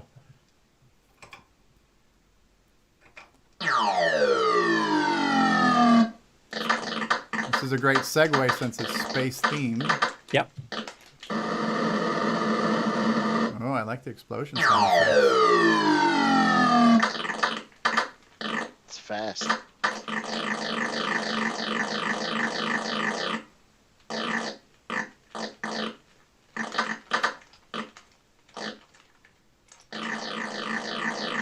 How are we doing on time there, folks? 1.5. 1.5. Oh, yeah, I'll just let this run for another 30, 40 seconds and I'll cut. Oh, the stream must be about 30 seconds behind. All right, let's go ahead and let's get ready to watch the live. All right, are you done sharing? Okay. Okay, very cool, very cool. Well, history is about to be made. I need to see if I can add into here. Let's see. We're going to add it into the screen. Under a minute. Yep. CoCoTALK salutes. Hold on. Buck. Oh, that's the wrong thing. I do have one here that's just called left screen. So we can go ahead and bring this up here for the meantime. Go for launch. It looks like the YouTube's about 30 seconds behind the live TV you guys are seeing. So. Yeah. Yeah, because we're at like T-minus 10 on TV. Okay. Yeah, 1 minute 10 here. T-minus 30 seconds. Yeah. No spoilers, Jason.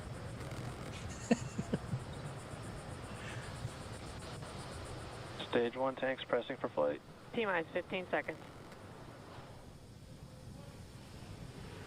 10, 9, 8, 7, 6, 5, 4, 3, 2, 1, 0. Ignition.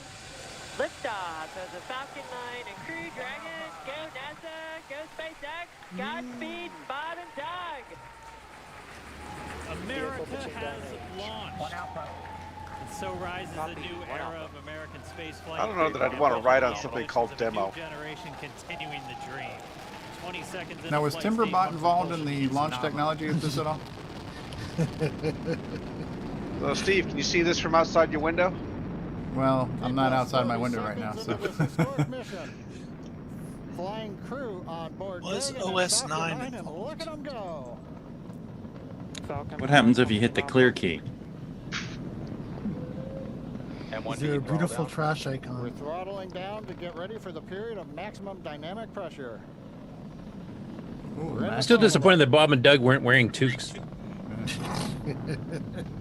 Reports say all systems are go. Take off, eh? Just did, eh? They did. Vehicle is supersonic. We've exceeded Mach 1 on the Falcon 9. Top-notch tracking. Yeah. We're throttling back up to full power as we're through max Q. As it goes away. And we heard that one Bravo call out. That's just the second abort zone that they're in. They'll continue to be on this until the first stage has done its job and they switch over to the second. At this point, Bob and Doug pulling about 2.3 Gs, 2.3 times the Earth's gravity, already moving at over 1,500 miles per hour. We've heard the call out for MVAC engine chill. That's getting the MVAC engine ready to light. That'll come at about 2:44 into What was flight. the dragon thing that was there? Right now, everything continuing to look good. Next major event 1,500 miles an hour. Wow. is going to be the triple. We'll have Not main bad engine for a cutoff of the 64K 9 Dragon. first stage engines, stage Exactly right. separation, and then ignition of the second stage engine to continue to carry astronauts into orbit.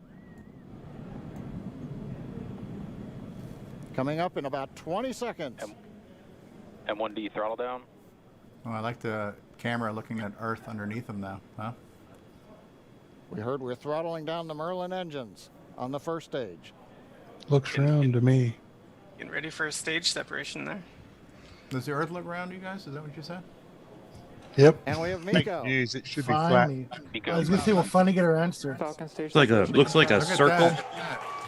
I mean, the camera technology they have now to MVAC ignition. in the latency, like we're seeing this, I'm assuming real time. All right, we have And 6 stage foot away and the first stage beginning its flight back. 130,000 miles Second away stage or being both in powered focus. by that What's single that? Merlin 1D Now, vacuum engine they're has going to the ignited ISS, right? and is now Acquisition of signal. carrying Yes. Bob and Doug into orbit. So they're going to continue under the power of this second Stage stage. 2 propulsion is nominal. I also understand they're going to be trying a manual docking. CECO, or second engine cut off at about 8 minutes and 44 Yeah, seconds they had a into simulator today's for flight. that So a little that they over 5 released, minutes to go still a couple on weeks this ago that second stage. it's We're really, gonna call really out well 2 done. Alpha, so they're now in the longest abort So you zone can that see what carries it's going to them take all the way from about North for them to Carolina do that up the docking. eastern seaboard. And a almost friend of to mine Canada. played it, and he Things looking good, managed to though, getting dock good 4 out of 5 nominal times. propulsion on And that I second figured stage. that one time that he Bob and Doug missed was continuing to about make like the their way guy to that orbit. docked the progress module onto Mir and caused a fire. Wow.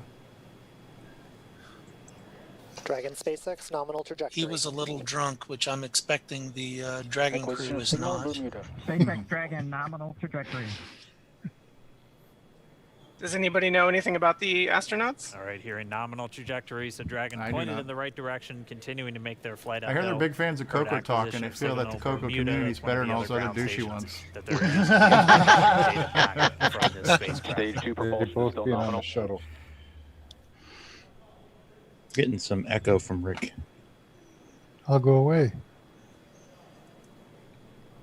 The NASA streams in their Facebook feed, they've had quite a bit about Launch America over the past couple months, including about the vehicles and about the software and the support teams, as well as the actual astronauts and the mission payloads and things like that. So A little over 4 minutes. if you're 40 on the seconds Facebook into the page flight, or you're on the NASA Bob and Doug site flying at more than for Launch 5,600 America, miles you per can Dragon find all that SpaceX info. nominal trajectory. already almost 200 miles downrange trajectory. from the Kennedy Space Center. Nominal trajectory continuing. Nominal means good, right? Yes. Nominally.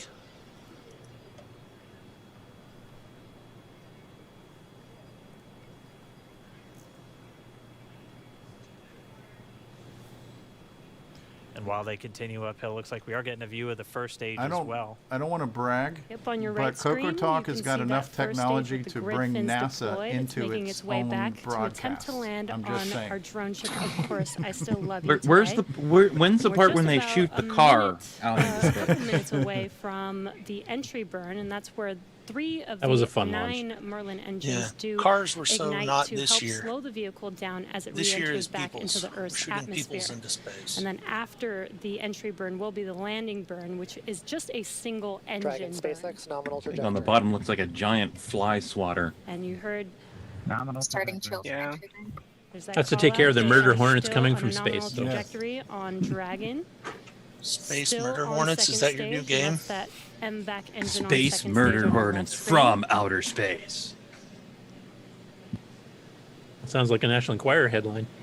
Slightly And then on irritated. your right screen is that first stage. Ken's booster probably coming already back programming that. towards our drone ships. Yeah, Of course, I maybe. still love you. We're about a minute away. The MC-10 from port entry is burn. done now. Meanwhile, that second Their stage speed continuing to power continues to Dragon go. into orbit. Again, if you're keeping an eye on that timer, It's that's amazing gonna how continue to burn Comet until looks 8 inside the minutes and capsule. 44 I mean, there's seconds like no into flight. vibration or So a anything. little I over mean, 2 it's minutes probably from now, much we'll different see the inside, call but out it looks Seco. pretty calm. It'll then be a little Stage under, 2 or a propulsion little is still over, good. a little over 3 minutes until Dragon physically separates. Yeah, from but the I second bet if you stage were of the looking at the Falcon 9 telemetry off of after the upper astronauts atmosphere. themselves, you would see Nominal that it's trajectory. not calm at all. Dragon copies nominal Oh, that's so trajectory. cool to watch. This is, in Continuing to fact, check the in 2 with for Bob 1. We and have a Doug landing and a as they are takeoff. on a Eh? nominal trajectory. Did you just say take off, Just about eh? 10 did. seconds away. Hey. Yeah, I did. I must be too close to Canada. So the off, booster, eh? Should be able to see That's that a Bob and Doug live. statement right there. Take off, eh? so the booster's A landing going to down. help. and the crew capsule's going up. Yeah, well, landing, they hope.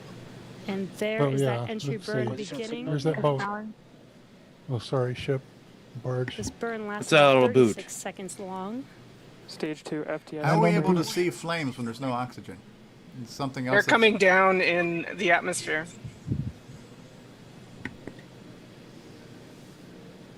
Oh, they're coming down already. Continues. We're just about The a minute booster is away being from retrieved. Seco. We'll have a number of events. That's all coming down in your happen backyard. in rapid succession. That's coming if you, down if you in look California. to your left, Stevie, you'll see. Oh, is it California? For that stage 1 landing burn. Where's the boot? Shortly after. Yeah, actually, just within a few seconds of each other. It's such a cool view on your left screen, seeing Bob and Doug on Dragon. Right now, you can see the displays that they are seeing right now themselves. Terminal guidance. MVAC throttle step. Looks like it's running a little hot. I think they need the 6309, those CPUs. It's a damn slow display. Seco, or second engine cutoff. This is also the point where I think we did finally Bob and figure Doug out are that some of the experiencing their original highest rocket G-force program between stuff the actually did counter use take up to 6809 right about OS9 1.8. systems as part of their test equipment. Copy, Shannon.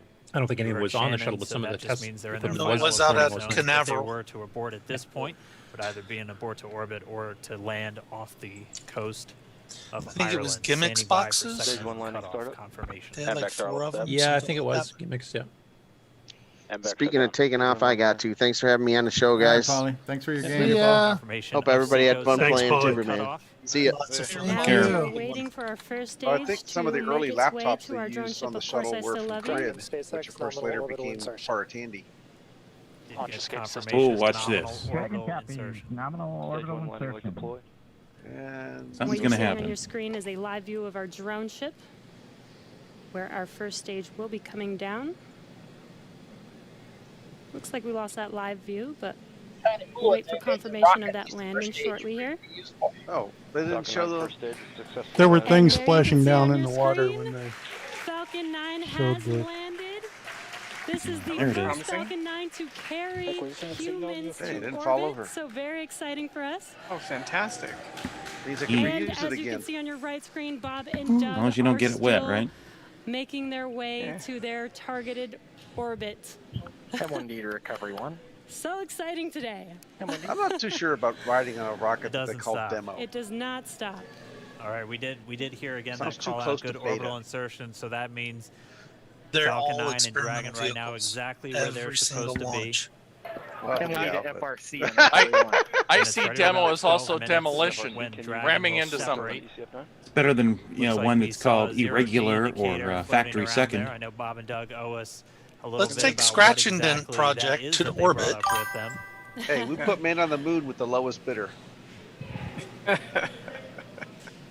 And before separation, before They're showing off Dragon initiates microgravity. separation from the second stage, they do Yeah, make the sure Dragon floating to around. make they do ensure that It's good the vehicle is booster not made it spinning okay. in I don't know any what the waves are like syncopated up by Florida condition there, but- before we separate.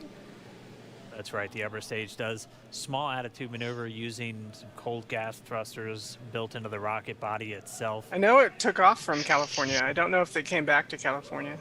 Exactly. So we do expect that separation to So occur Nimble in is about saying a he minute doesn't from see any now, but couches in their flight path. they do wait until they have full confirmation that it is ready to I separate. knew they're missing something. Nightmare rendezvous. Such cool views. I cannot get over this view that we are seeing right now. Bob and Doug on the So right what kind of time screen frame do we have inside of till Crew Dragon, IIS? out in space. Tomorrow or something? Yeah, already 200 kilometers. Yeah, out NASA of usually there plays that one for safe. I know a the little Russians over have done it in like 124 hours, miles, but traveling in you need a excess special flight path to of do that. 2,700 meters. So they gotta sit in those 27,000 seats for meters the per whole second, day? or about 16,000 miles per Well, hour. they're pretty comfortable with no gravity. Yeah. Again, we're just standing by that So they're separation not going event should directly be to coming the up ISS? shortly. Then Well, it they'll takes a begin a bit- series of takes checks some on time the Draco for the thrusters capsule that to are going catch to be up to used to maneuver and then power. Yeah, because Dragon ISS is moving on around its flight to the 18,000 miles an hour International itself. Space So Station. Standing by for separation. They got to keep building up Expected speed to loss get of up to the signal right loads. orbit. It sounds like we had an expected LOS loss of And signal. in the with one of meantime, it ground stations. depends. Waiting for confirmation. Oh, now look of at that. separation. There's separation. confirmed.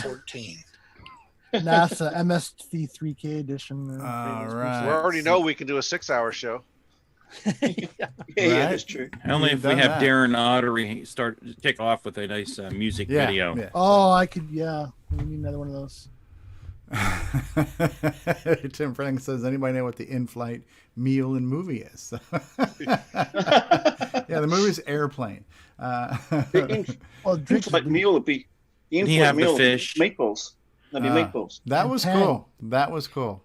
That was very, very, very cool. When was the last time humans were launched into space? I don't even know. Like, Well, the Russians have been doing it for a while. well, how long is With the ISS there, stuff. is there anybody on the ISS right now? Yes. Yes, How- there is. How long it's is that manned person? 24 How long has he been there? It's manned 24/7. There's been somebody in space for 20 years constantly. Yep, it's continually manned 24/7, and it was 9 years today since they launched the last space shuttle mission. So the last time they launched any American astronauts from American soil was 9 years ago. Wow. But Everything else has been Russia so far. We've been paying Russia to launch our people. Right. Yeah. Yeah, because the Soyuz is absolutely indestructible, and so Quality people ships? have. What's that, Tim? Oh, the Soyuz quality ships. They work. Unless you put a drill to them. Right. No, just put some Capcom tape on it. It'll be fine. Oh my goodness! So people have been being launched into space, but this is just the first time it's been from America. Well, it's the first time a years, private since- company has done it ever. Okay. Yeah, that's true. Yeah. and I think a decade period or so. Wow. Last shuttle mission. It's Yeah, 9 years. It's Yeah. such a shame that we got so jaded. I remember as a kid the first time things were launched into space. Watching it on a little tiny black and white TV. I remember the first time, people went on the moon, and that was like never had been done in history, and it was an amazing thing. And then since then, throughout the 70s and 80s, it seemed like they were just shooting shuttles up so often. It's another shuttle. Who cares? So we kind of the magic of it seemed to kind of maybe not be as appreciated as much. So TV kind of ruined it too. yeah. If you've seen a launch live, it is completely different. I've never actually seen a launch live, so No, I never for have me, either. But I no, do. For me, Go ahead. for me, this thing is just like this is just as exciting to me as what the initial first space shuttle launch was. And I remember that first space shuttle launch, 81 or 82 or whatever, 81, I think it was. 81. And yeah, the reason why I wanted to just watch this undistracted was because all the lead up stuff I just find absolutely fascinating. And it's good to be back with the crew on CoCoTALK now, and we've all got to see it live. It's just fantastic. I'm really excited. I'm pumped about it. The biggest difference is the lack of the earthquake, because you have people that's like, oh, there's no possible way we could really launch people in space, all these conspiracy idiots. But frankly, when you're 8 miles away from the launch and the machine shakes the ground to the point where you fall over, and Wow. windows are rattling in the frames or breaking if they didn't replace them with plexiglass, you can you can just I know why Buzz Aldrin hit that dude for saying that they didn't go to space, because the machine makes an earthquake for 10 miles around. Wow. It's possible. Yeah, that's all amazing. possible. Yeah. I mean, I'm one. I always weigh up conspiracies. There's some conspiracies I believe that are real, but I tell you what, the space one. Oh, we didn't go to the moon. Oh, what a load of bunk! It's just so stupid. It's just as bad as the flat Earth theory. Yeah, I've had some of the cheese, so I know we've been there. It's cheese. I mean, if we haven't been to the moon, how would they have created Lunar Rover Patrol, our game for next week? Yeah, Exactly. Filmed on Actual location. footage. And Alan Murphy had a great suggestion that we should tie in a bunch of Coco themed space games on Space Talk today, but I just ran out of time before I could get them all loaded over to Coco to do. So we're thinking that maybe tonight we'll do a game on where we will, of course, we have the game of the week, which is Lunar Rover Patrol, but we can make it a Space Talk, CoCoTALK After Dark game on gaming stream where we can play just all kinds of miscellaneous Coco space themed games tonight. So that'll be kind of fun. We'll carry on the space theme all night long. Favorite Lionel Richie song too. So do we have more news? We have like real news to do, right, L. Curtis Boyle? Yeah, not a ton of them, but there's a few.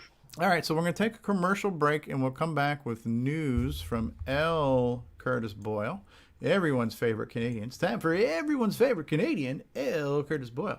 No, it's Nick Marotta. So let's see. I'm just a hack. I got to see what commercial I want to run. Have we done the PSA yet? Which commercial are you going to break? I kind of want to see the Cocoa Thoughts again. That was pretty funny. You want to see the Cocoa Thoughts again? We will do that. We will lead in with the Cocoa Thoughts while I figure out what commercial to run. Here we go. And now, Cocoa Thoughts by Samuel Gimes. Sometimes the cocoa is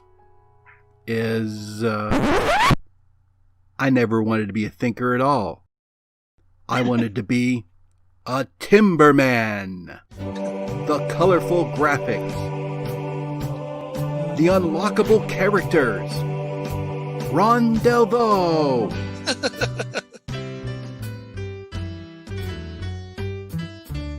I'm the timberman and I'm okay. I sleep all night and I chop all day. He's the timberman and he's okay. He sleeps all night and he chops all day. I chop at trees from side to side. I cannot tell a lie. If one little tiny branch touches me, I fall right down and die. He's the timberman and he's okay. He sleeps all night and he chops all day. CoCoTALK will return after these messages. CoCo2, c'est le coq champignon, des micros et dans le pion. Pour le jeu, il est pas bavard, les études, c'est pas bizarre. L'expansion, il envoie ça, les commandes, tu vas voir ça. Notre Coco est programmable, pour tes cours, c'est bien serviable. CoCo2 de Radio Shack, ton affaire est dans le sac. Un ordinateur couleur qui a de la personnalité. Le CoCo2 de Radio Shack. On solde pour Noël à partir de 149,95. CoCo2 de Radio Shack, ton affaire est dans le sac. C'est toi et CoCo2. And now, Cocoa Thoughts by Samuel Gimes.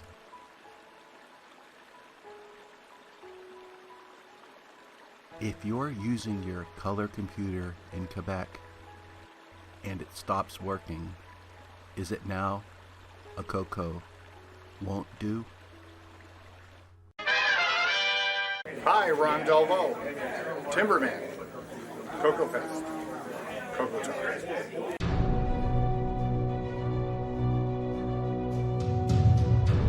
In a world where RGB produces black and white video, one cable can make a difference.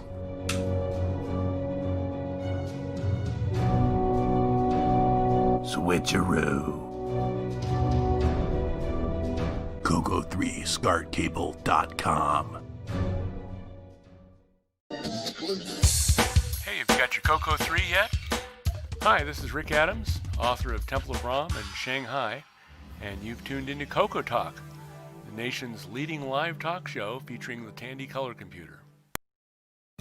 What's going on, everybody? Original Gamer Stevie Stroh here, and if you're a fan of vintage computing and retro gaming, then you're going to love our retro swag shop at 8bit256.com. There you will find custom designs by Instagram artist Joel M. Adams. You can get I'm a Coconut, CoCoTALK, and other cool video game images on a t-shirt, coffee mug, or mouse pad. So if you love retro, then head on over to the retro swag shop at 8bit256.com today. Tell them the Original Gamer Stevie Stroh sent you.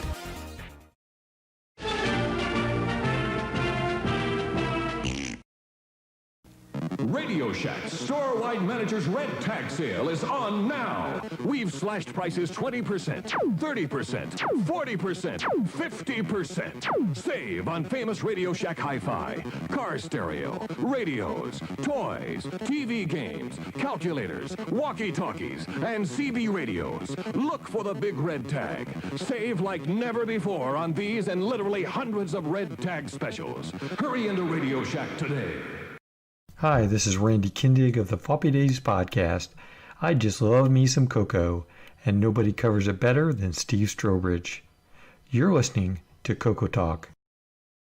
From around the world, what you need to know.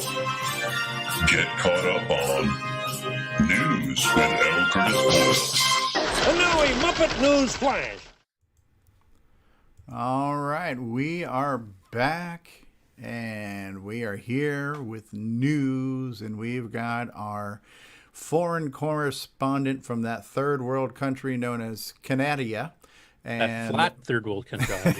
At least it's a real country, unlike Australia, which is obviously fake. That's right. So. Yeah, we don't exist.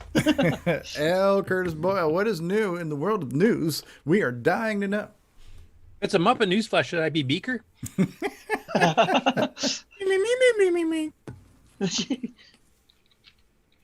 Okay, let me share the Mr. Screen here. You guys see that? Yeah, I can. Okay, so first up, I'm got these probably a little bit out of order here, but yeah, thanks, Curtis. Actually, this first one's right. I have to switch between my browser and another app for one of the news things. I'm not sure I'm going to do that. Coco Mech keyboard there. Yeah, and that's Gary Becker, of course. Oh, Gary Becker. I didn't recognize. Yes, that's Gary Becker. Where's the Becker port on that Coco then? Yeah. So anyway, this is thanks to James Diffendaffer, sorry. He posted a link in Discord this past week of the Central Texas Retro Computer Club online meeting for May the 2nd. Now, on this call were like Brendan Donahue, Gary Becker, so there's a few Coco people, some other Tier City people too. But Gary was kind of giving a little bit of an update on the Gimme X stuff here, so I thought I'd play this because I don't think a lot of people got to see this before. So no. Let me know if the volume's okay. Everybody see this one? Yeah. This bring it is up a notch. the inside of Color Computer 3, Tandy Color Computer 3. Is there anything on the keys? Yeah, they're kind of light. This is an aftermarket keyboard. Oh. Let me see if I can maybe get a little bit better video on that. Gary, is it one of Ed Snyder's keyboards? Yes, yes. Yeah, Oh, beautiful. okay. Yeah. Yeah, they're a lot more rugged than the original one is. Oh, yeah. Agreed. But the main thing I wanted to show on this is there's a plug-in for it here, right in here, which is a project I've been working on for slightly more than a year. Ed actually did the hardware part of it, but I'm doing the FPGA part of it. It's called the Gimme X. The Gimme is the main chip on the Color Computer 3. So we are recreating the Gimme and then adding extensions to it. Huh. And then there's the memory board right in here, which holds 2 meg. The original only had up to 512 on it. And then the Gimme X, yeah. So Gary, would you say the Gimme X is it's a Coco VGA except that it works with the latest version of the Coco, right? The Coco 3. Yeah. Yeah. Yeah, it's awesome. Yeah, it gives a few more video modes. The original Color Computer, was limited to 16 colors max, and I've actually added 256 color mode to this. And then there's several different 256 color modes, and then I've done some other extensions to it stuff also.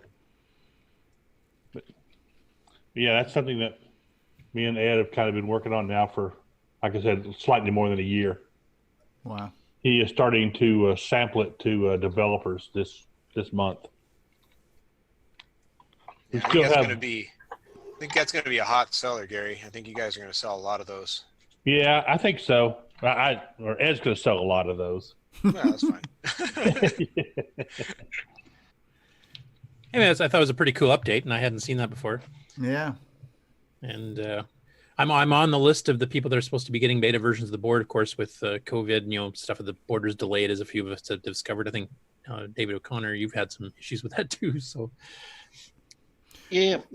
Well, this is what I was thinking about the Gimme X, because as nice as it is, and as it's going to be, and even if the Coco VGA, which I'm also a fan of, and we've got sound cards, we've got all these things that are great hardware additions to the Coco, The challenge is getting support for them or getting development for it. But where I see the Gimme X, especially getting into your foreign little hands, is that if you start doing Nitrous 9 drivers for it, now even some dipshit like me can now write a program in Basic 09 that could be a Gimme X enabled thing. And I don't have to know how to talk to its registers because you can just write a driver for it. So to kind of Gimme Xify Nitrous 9 would be a really cool thing, because now there's existing software that can take advantage of these resolutions. There's hopefully extensions you can add to Basic to enable these new modes and colors and stuff. So I think that would probably be one of the fastest ways to start developing for this if the OS support's there and you don't have to write,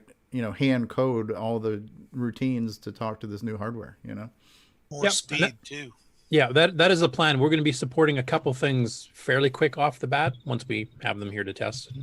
There's a few things we have to change software timings on, like MIDI ports and floppy drive controllers and stuff. We'll need timing changes for the speed increase. But we plan on supporting the speed increase. We plan on supporting this extended 512 color palette, and then eventually starting getting into the modes and stuff too. There's a few modes we'll probably be doing off the start because they're easier to do. And then we have to figure out some ways using his new DMA style thingy to do the higher modes, because they can't fit the whole screen in memory at once. So you have to kind of bounce around or use his DMA streaming thingy. So Bill and I will start playing that as soon as we get them in our grubby little hands. Are there higher hardware text modes like 80 by 50 or anything like that? Not yet. It sounds like that there was a timing issue. They didn't have that ready. Okay. I know Bill's got drivers for the Matchbox already done and working and tested for that. So as soon as they support it, it'll be a pretty quick port, like maybe a day or two. Okay. But yeah, that's planned. The first thing we're going to try to get going is the 3 megahertz mode, the 2.86 megahertz. Because that's now, the thing. Just out of curiosity, I know one of the things you've been doing with G Shell for optimizational reasons, you're doing a lower resolution in a 4-color mode. Is there a possibility that we could have a multicolored G shell that would still have decent frame rates? Well, once again, it comes to the fact when you start getting the really high color modes, you're starting to use more memory than you can fit the 6809 viewable at once. So you have to split your screen and bring in chunks of it and write to that part. Which if you're just dumping a picture, that's easy. If you're trying to draw a circle and it's going to extend between 3 or 4 map screens, you got to figure out, okay, I've stopped drawing here. I got to bring the next chunk. It's got to continue drawing over there. So that's why I have to find out how a streaming thing works. Yeah, do you have to kind of MMU through the video screen at this point? Yeah. Okay. Yeah. Yeah. Right now we get right now the way the graphics driver is set up is you can fit 32K of a screen in memory at once, which means you can fit a 320 by 216 color, 640 by 200 by 4 color. That's 4 AK blocks that the MMU handles, right? So which is why in CoVDG we will be supporting 160 by 200 by 256 probably fairly quickly, because that fits in 32K as well. That would be cool for image viewing, right? For pretty GIFs and stuff. Yeah, it'd be a little more low res. It'd be the same res as like Rescue and Fractalus or Cronus Rift or some of those. Rad Warrior on cartridge, I think that's another one. Even Gunstar, that's a lower res mode, like that's something like that would fit on there as well. I was hoping they would have the double vertical res, because I was going to try to support 320 by 400 by 4 and 640 by 400 by 2, because then you can do graphics on a fairly high res screen, giving you a lot of pixels to fiddle with.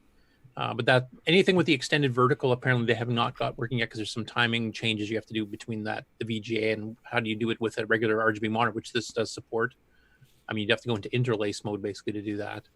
What do you do if you have a composite plugged in or this S video, because he's got those ports as well? Do you disable them in those cases, or do you interlace or do weird things? I think anybody who has to worry about composite falls into the same category as the Amiga community. There's a bunch of douches. We don't care about them, right? So. So yeah, there's a few things to take into consideration, but our first priority will be get 3 megahertz running, right? Because that just helps everybody right off the bat. The booting up of G shell. Yeah, nobody's going to be using composite on the Gimme X, right? Because it's RGB, right? It's VGA out. Well, it's VGA, it's RGB, analog, and S video. Like, it's got multiple options. So if you have capture devices that are based on the older technology, they will still work. But none of these enhanced modes are going to go over a composite output, are they? Well, the enhanced color modes for sure will. They will. Yeah, if you have 512 color palette instead of a 64 color palette, there's no reason that won't work. Oh, I guess because this is still on the motherboard. I'm thinking that everything's coming out of the ports that are on the Gimme X circuit board, but it's actually pumping it back into the Coco motherboard. So the composite out that's already there is going to be able to see this. I'm not That's sure right. exactly how that works if it's separate cabling. I haven't got mine yet. Has anybody here got one yet? Yeah, I have mine hooked up. And I so have it mine does. hooked up, and it does work that way. Okay, yeah, I guess Okay. my brain's not following the circuit logic here, but yeah, I guess that would make sense if it's Actually, Paul, if you have one, you want to give a quick review since none of the rest of us do. what you've seen so far?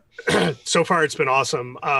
So it does output the same signal out through the VGA. It does the same through the RGB port, and it looks like it's doing the same out through the composite as well. I was doing some, we were doing some live demo of it when we were doing some Game On stuff. I think it was with Downland 2 weeks ago, and we were playing around with the different outputs to see what they look like. The composite was a little oversaturated, and the RGB was a little undersaturated, but cleaning up with filters through OBS, it looks pretty good. That's what what you're seeing right now behind me, Timberman playing, that's through the Gimme X, and that's through the RGB output right there. So I just tuned that a little bit, and it looks good. But overall, I haven't done anything Gimme X specific with it yet. Have you tried the semi-graphics higher modes that was supposed to fix? So I only tried what I believe is already well known, the issues that are already well known with like the Protectors 2 and the Guardian and that sort of stuff. And it's not working. I mean, it works to some degree better than it did on the original Gimme, but some things just flat out aren't working. And at some point, I intend to put some time into that to see if can figure out what it is exactly that's some of the games that aren't working, maybe like Rampage and stuff like that. Do some investigative work into those. Put them on a logic probe and see if you can figure out where. Not a logic probe, a logic analyzer, to see if you can figure out where those things are actually breaking. Is there a lot of things that are breaking at this point, or is it just a few? No, just a few. I mean, and I think, like I said, there's a Discord channel dedicated to Gimme X testing at the moment. I think that's the only place right now where folks are putting feedback. I think I've sent a couple emails to Ed. I've yet to hear back, but I think so far, that's been the primary mode of collaboration for folks to stay on the same page as to what they're testing. But I haven't found anything really other than what's already been discussed that doesn't work. The Rampage is one of them, and the semi-graphic stuff. Yeah, so I'm assuming that the other higher semi-graphics mode games, of which there's a couple dozen that Stevie and I have shown before too, I'm assuming all those are working. It's just the oddball ones that did mixed text and graphics using sub parts of each scan line, like Protectors 2, and then Guardian uses that weird overscan mode. Yeah, it's like 48 scan lines. I'm 48 not sure bytes what per it scan is. line. 48 bytes per scan line. Yeah. Okay, so if the regular semi-graphics works, I mean that's a huge improvement because Nick Morendi's came up with that little poke you can do on the Gimme to fool it to kind of fake semi-graphics, but you can't do any text at all. And from the sounds of it, I think the Gimme X will handle all the regular text just fine. It's only if you start doing the mixed mode stuff, like or mixing the characters. Has anybody tried like Audio Spectrum Analyzer? That's a perfect one to try. That's semi-graphics with text, or like PackTac or something like that. Those are. I haven't tried those yet, Stevie, but definitely put them on my list. Give it a shot. Yeah, I believe Ed had said that he tried a couple of those, and those are working. Okay. So. I have an update regarding the Gimme X and PAL Coco 3s as well. As we know, I think I mentioned last week that I hadn't been in touch with Ed yet, but I had an idea maybe that Ed and I could exchange a couple of motherboards from our Coco 3s. I've got two PAL Coco 3s here. Neither of them will work with the Gimme X at the moment because of physical constraints, because it just physically won't fit. So I got in touch with Ed during the week and sent him an email and said, look, what do you think of the idea if we just take the motherboards out of our Coco 3s? I give you a PAL motherboard that you can work on and develop a PAL version of the Gimme X. And in exchange, you'll give me an NTSC board that I can have with an existing Gimme X and do further testing and work as part of the beta team and for testing things and see how it goes. So I haven't yet heard back from Ed yet, but I mean, regarding the fine details, I have heard back from him. He said, yeah, great idea, let's do it. So he's all for it. So we're going to do it. We've just got to organise the logistics at the moment. Just out of curiosity, David, you kind of look like you're at Mission Control SpaceX there too. How's the launch status from your end? everything was a go for launch here, right from the word go. It's all the modules are working properly, the real-time clock's working properly. It's everything was go here, and it's all been controlled from a Coco 3. So the dragon, the dragon and Coco, they're all related together. So yeah. Excellent. Excellent. Yeah, we're definitely looking forward to it. I mean, we'll be Yeah. able to support some stuff out of the gate fairly Yeah. quickly, and then some other stuff is going to take some planning. and Kind thought. of good to see Gary Becker again too, because I don't think he's as connected to people online. So there's people we can see on Discord and on Facebook a little more frequently. Gary is a guy I typically only see once a year at Coco Fest, so I didn't get a chance to see him this year. So it was good to see Yeah, him. and I heard at one time that somebody was saying he was in ill health, and he seems to be okay here. So hopefully Yeah. he's recovered from whatever was good, ailing him. Good to see him. Okay, next up, Jason, I'm going to skip one story and save that one for last, just because I have to switch between apps to do a full throw of that. So next we'll come up with this one. Some bald guy named Stevie, I think, did a video here. I just want to go on record once again. I've been saying this for years. The MC10 is incredible. It's an amazing machine. It's fantastic. There's incredible people working for it. Jim Gary, amazing man, doing fantastic work. MC10 all the way. Can we fact check that? Yeah, I think we're going to get a Twitter warning on that. And We've just been flagged by YouTube for fact check. Yeah, fake news. So, yeah, there's a little small board. Yeah, that's the MCX 128. I've had my MC10s and all my upgrades for many years, and I've been threatening to do something with them. And since I've gotten more familiar with the Pi drive wire, which also supported MC, I thought, well, let me finally put all these pieces together and see if I can get, for lack of better words, drive wire working on the MC10, and it works. Speaking of mission control, you can see my control board back there in the background. So neat stuff. So yeah, I bought mine many years ago, and it's all good. So I was going to ask you this because I'm not familiar with the MCX. What's the difference between MCX Basic and MCX Basic Large? The amount of RAM available in Basic. So then you get like 48K. One of them gives you like 32K. The other one gives you like 48K available RAM. That's with the extended basic commands enabled. Yes, with the extended basic commands. And the 48K is obviously more desirable, but there would be certain programs that might not be compatible with it as far as how they're reading memory. So in the docs, he kind of mentions that certain software might require you to do the small RAM mode versus the big RAM mode. So it's if you're doing new software, you want as much RAM as possible, but for compatibility reasons, they've got a medium mode, Okay, and how smooth is the MC server stuff? Does that work quite well? Yeah. If you scroll down towards the end, you'll kind of see it right around. Yeah, if you go back just a little bit. Yeah, right. Yeah, see right there. There. Yeah, so you just kind of pull up dir. You can get a list of what's in your folder, and then you can load things. So it's just like using Disk Basic on your MC10. Wow, look at that animation. That is great. Yeah, isn't that amazing? It is. MC10. So happy they're dancing. Yeah. Oh, great! Now I'm hungry. Commercials. Yeah, right. So skip it. MC10 fact check on the Discord. How do you bring up the MC10 icon? That would be : doorstop : Yeah.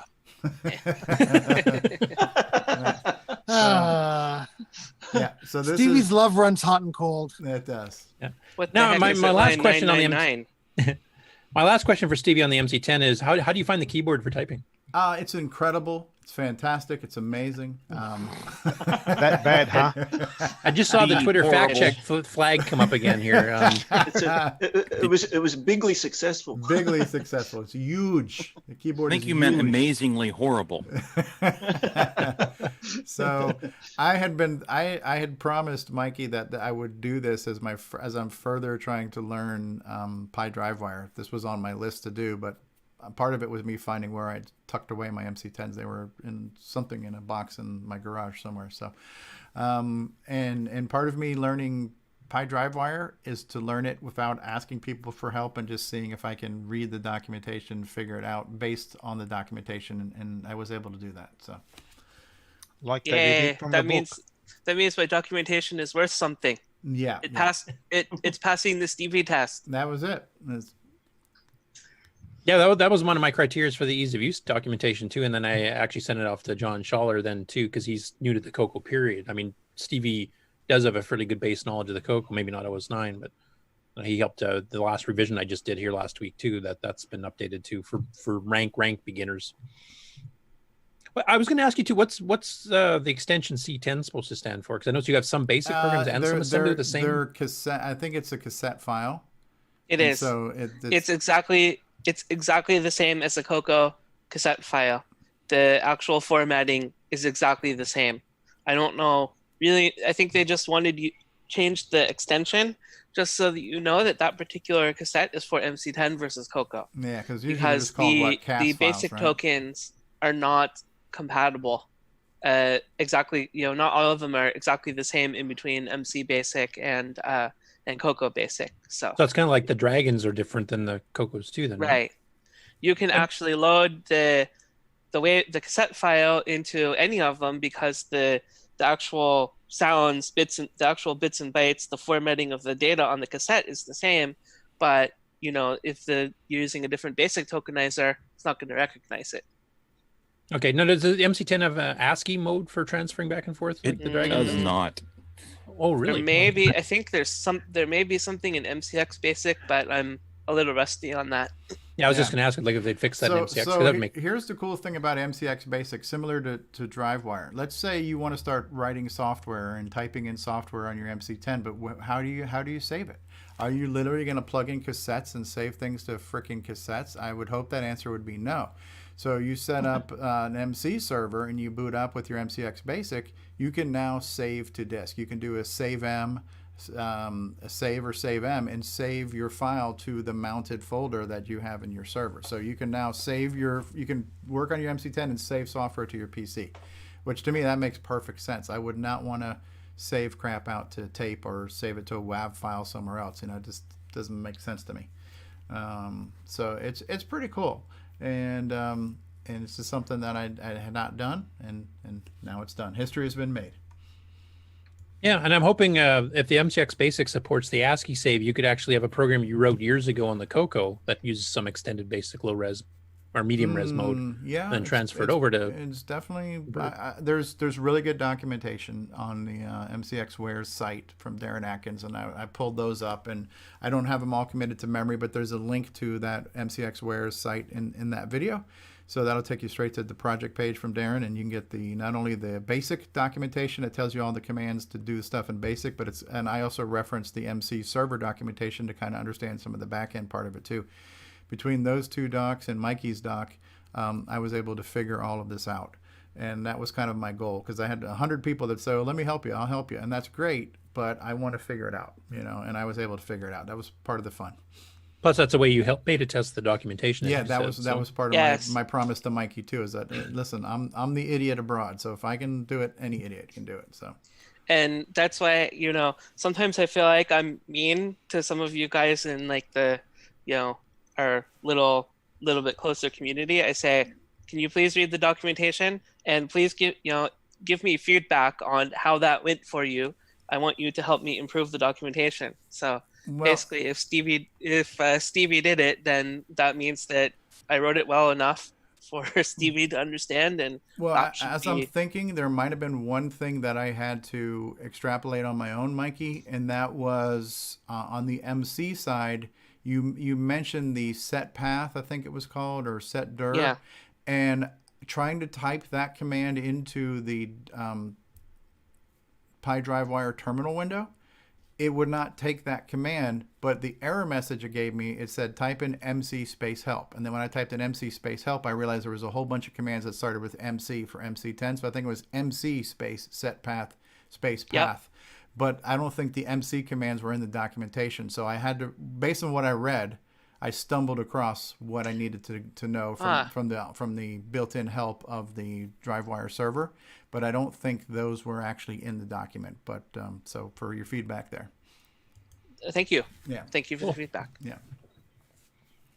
So are you planning on doing any follow-ups on this, Stevie, too? At some point? Yes. And because MC does not support, the PyDriveWire version of MC doesn't support a few things, I'm going to wait. on that, or maybe run the other MC server off of my CoCoPi or something. But right now it was a proof of concept, and I know I can do it. So now I want to figure out a way to organize a library, because there's so much software, thanks to Jim Gary and a few others. How to figure out a folder structure for the library, and then just they're in a hodgepodge of formats. Some of them are in WAV format, some of them are in that C10 format, some of them are in these CAS formats. So it's a mixed match of how people are saving out the images to the software. Some of them are actually just bins, where you can actually do a load them to a bin. And I don't know that all the full gamut of formats are supported in the Pi DriveWire version of MC protocol just yet, but I know they will be there. Yeah. So Wave CAS and C10 is definitely there, because that's easy. Wave file support is partially there, even though in the documentation I say it's not really, I say it's not there, but it actually is, and that's because I'm not sure if it's working, and you actually found a problem with that, so I'm looking into that problem right now. And bin file support, are there actually bin files available for the MC10? If you know where those are, please tell me, because I couldn't find any when I looked. And anyway, well, Flagenbird and Pac-Man would be the equivalent of a bin file, wouldn't they? If you just saved them out in that format.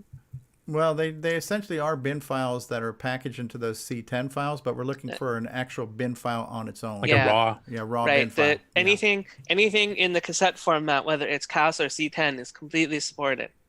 Oh, so you're looking for something straight out of an assembler? Yes, an actual .bin file that we can try to load over. Was Lost Valley Pinball like that? Well, here's the thing.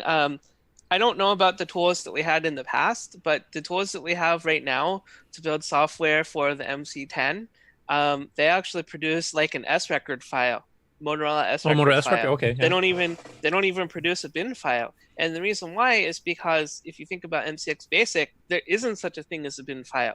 It didn't have an operating system, so this is something new for MCX Basic, that the original MC server actually supports the bin file format that you have from the CoCo. Well, that's what I was wondering. Like, Lost Valley Pinball was a Radio Shack. It was a binary file. ML binary game. Yeah. So it is a binary. And I do the same thing for DW Term MC10. The assembler just creates an S record file, and the binary that produces gets put right into that gets converted into a cassette file, because MakeWave or something, I don't remember.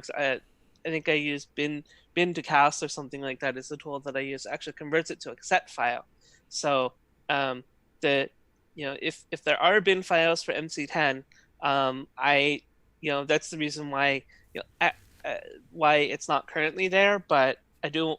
If somebody is releasing stuff in a bin for the MC10, I do want to support it. Yeah, it's in the documentation. So it's in the MCX Basic documentation that it does support the ability to do it. And so the original command in MCX Basic before for this upgrade was cloadm, because that's how you had to load in that pinball game. So cloadm existed. But there was no C save M. They gave you no provision to save assembly language. I guess they couldn't imagine anybody assembling or creating assembly stuff on this machine. But there was a cloadm command to load a binary file from cassette. The extension has been loaded now to do a loadm from MC, which is like their DriveWire. And so now the question is can we find a native bin file that's not packaged in a DSK or C10 or CAS file format? And if they're out there, we'll get them, and I'll try them, and I'll give them the Mikey to try too. And so my next step is to start hoarding software and figuring out where I'm going to get it and how I'm going to kind of organize it. Yeah, I look forward to working with you more, Stevie, to help improve the reliability and make sure. Well, all the features I'm a member of several. I'm a member of several communities, and most of them are pretty douchey. But working with you has been a true pleasure. So. Oh, jeez. No, is that a real compliment or not? I'm not sure. Yeah, no, it has. That's also just. I prefer to word it as underhanded sarcasm. I think it's sort of just shooting Mikey, fire. it's real right now, Mikey, but it may not last. Like No, he tends to be I'm tends to change. I'm doing a callback to the Amigo guys. They were talking about how those other communities were douches. It's so. like Stevie's, view of ukuleles. I think. Yes, Is kind of yeah. No, it is a pleasure working with you, and I like that you're making me learn how to fish. You're not giving me the fish, right? So teach a man the fish is what I'm trying to do right now, not have you feed me the fish. So. Yeah, you didn't ask. You said you were gonna do it, and I was busy this past week, and I didn't really have time to pay attention to what you were doing. And boom, you spit out a video. It's like, oh, it's work. This isn't working. I'm like, oh, that's so awesome. Thank you, Stevie. All right. Hey, next up, Carlos Camacho. Carlos Camacho is compiling a list of every possible model number for all the Cocos. So if anyone has one that's not on his list yet, you want to send it to him on Facebook here, and he's got the list here. If this shows up okay. I didn't realize there was this many model numbers. Wow. What's the serial number? Well, I know one he doesn't have, and I think is it Mark B that has it? 26-3135. Don't remember who has that. Was that the one with the composite built in? Yeah. But that was the educational models, huh? Educational one, yeah. Yeah, no, I don't have that one. Yeah, somebody in the group has that one. I don't remember who it is. We don't need no education. All right. So. And the role of soundboard today is played by Stevie Stroh. Poorly, but poorly. We're sorry. Next up, this was a rather cute one, Alan Huffman. I was hoping he was going to be on here to kind of explain this. He does this little program here that basically does random and actually spells the word CoCoFest. So he said that's a hidden Easter egg. They knew about CoCoFest 40 years ago when I wrote Basic. And you look at the code, and yeah, it's using random, type thing. But then he actually explains how the whole trick works. And this is, part of Microsoft Basic because it's not really random. So you can kind of like fiddle it to do anything you want it to do, really. And he, shows the original video that did it on the C64 using the same technique, because that was also a Microsoft design Basic, to get them to spell certain things. He goes through the whole explanation of how that works. And I was hoping he'd be on because I didn't get a chance to fully read it and comprehend it. But maybe we'll get him on next week. He can kind of go through it. Curtis. That looks like a has to be read freshly after being properly caffeinated. Yeah. Yeah, that's why I was going to have Alan explain it, so I can just sit back and have a beer instead. The choice of the seed. Alan Huffman doesn't need caffeine. That's true. Alan Huffman is caffeine. So yeah. He'd turn it into a quivering fork of Jello if he had caffeine. Yeah, right. Well, actually, he does have caffeine. He has Jolt Colas whenever he can get them. So. Yeah, it's the way that he's seeding it, because once you find the sequence of bytes in the pseudo-random sequence that's going to come out repeatably, you just pick your right starting point, and then it'll show whatever message you've kind of picked. Yeah.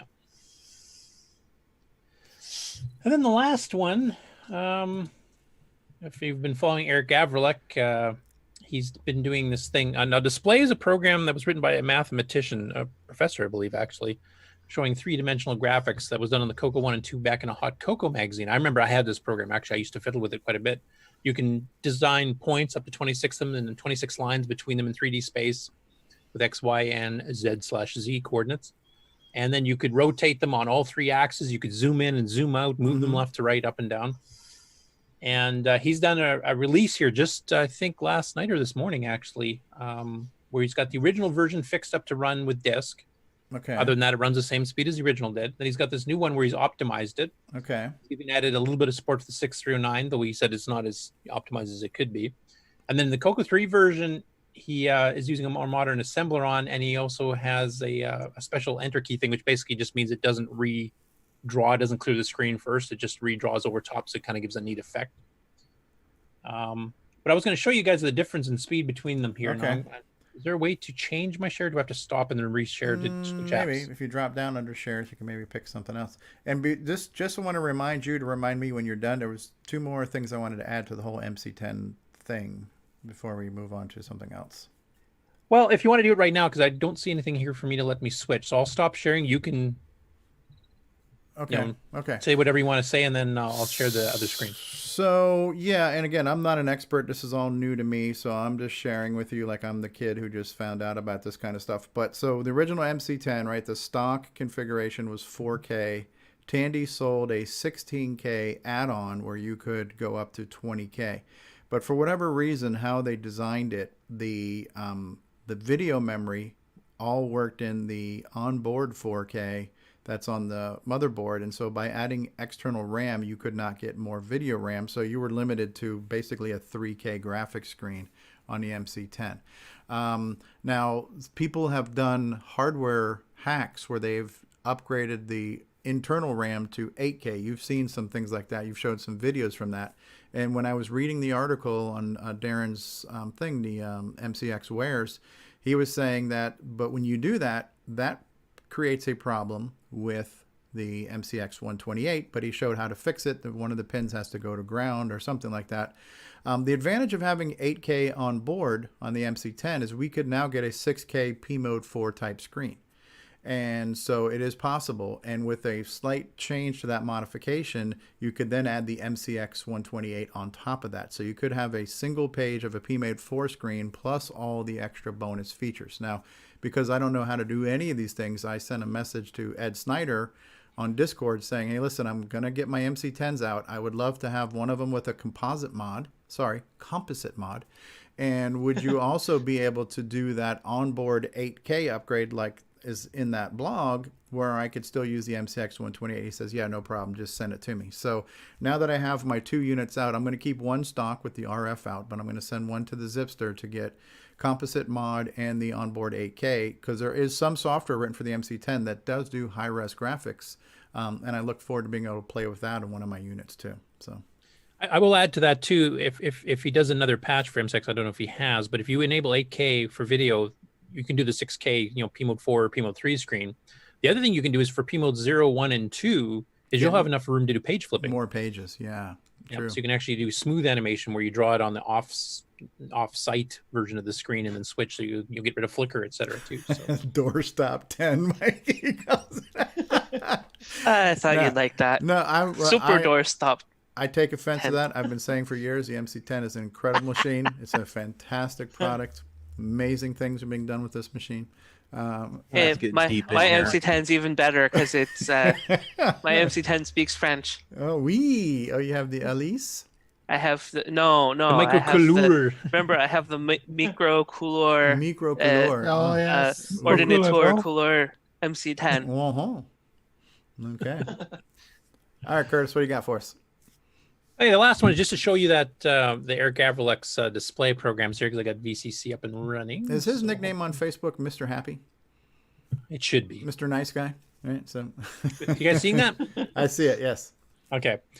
So he's got 3 samples, and I think these actually came on the original Hot Cocoa. It's Diamond, which is the one he showed in the demos. He's got a cube, and he's got the word as a 2-dimensional thing, but you can flip it around in all 3 dimensions.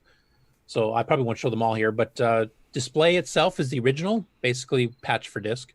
Display 2 is his optimized one. Display 3 is basically the same optimized with a couple extra features on the Coco 3, which most doesn't do too much. I'm going to demonstrate here, so I won't demo that one because it's speed-wise the same. But I just want to show you the amount of optimizations he did. So let's switch over here. I'll run the original one first. You can see what the original Hot Cocoa version came out as. And Simon Jonason's done a bunch of stuff like this too. Yeah. Are you doing this now, or is this doing it itself? No, I'm doing it. Oh, okay. Did you hear my keyboard? Yep. Now this, you'll see the VCC is kind of botching the colors a little bit here, but. Right, we shouldn't have So a there's white border. No. Your Z rotation, your X. No, are now you doing this, or is it doing it on its own? No, I'm doing this. You just hold down the keys. Based on the keys you press, you rotate it on a different angle. And you can shrink. Wow. And zoom, and if you move it over a little bit and then start rotating, it'll actually rotate around the center point you've created. Oh wow! Now I would love to see. Cool. Is there a battle zone that does this? That has this high resolution that's already out there for the Coco? Rommel's Revenge, the dragon one, actually uses this res. Okay, this is just totally reminding me of Battle Zone right now. Totally. Yeah. So anyway, that's what the original demo. Almost looks like the Star of David right now. L'chaim. Okay, so. So I will And I exit didn't that mean- I one. didn't And mean now David we'll run O'Connor display. either. Display 2. This is the one that Eric's been working on. I missed that, Stevie.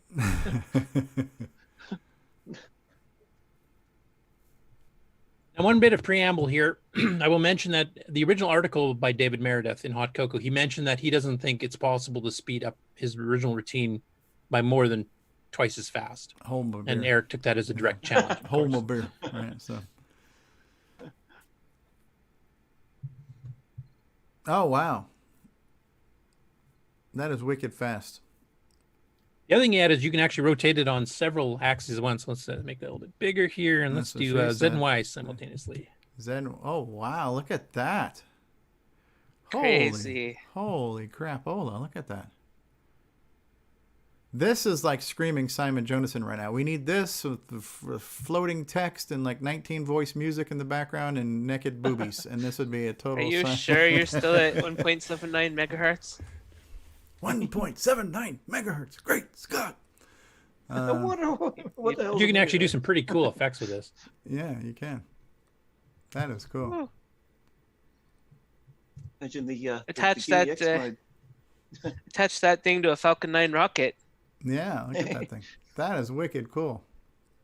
Spinning around So everywhere what except CPU speed are you running? I believe this one's actually the Cocoa 1 and 2 version, so I think this is still 0.895. I'd have to double check with Eric. But Turn on the double clock and try it. that's a good idea to try, assuming he's not doing that already. We'll have to find out. But The cursor is not blinking too fast. Now it is.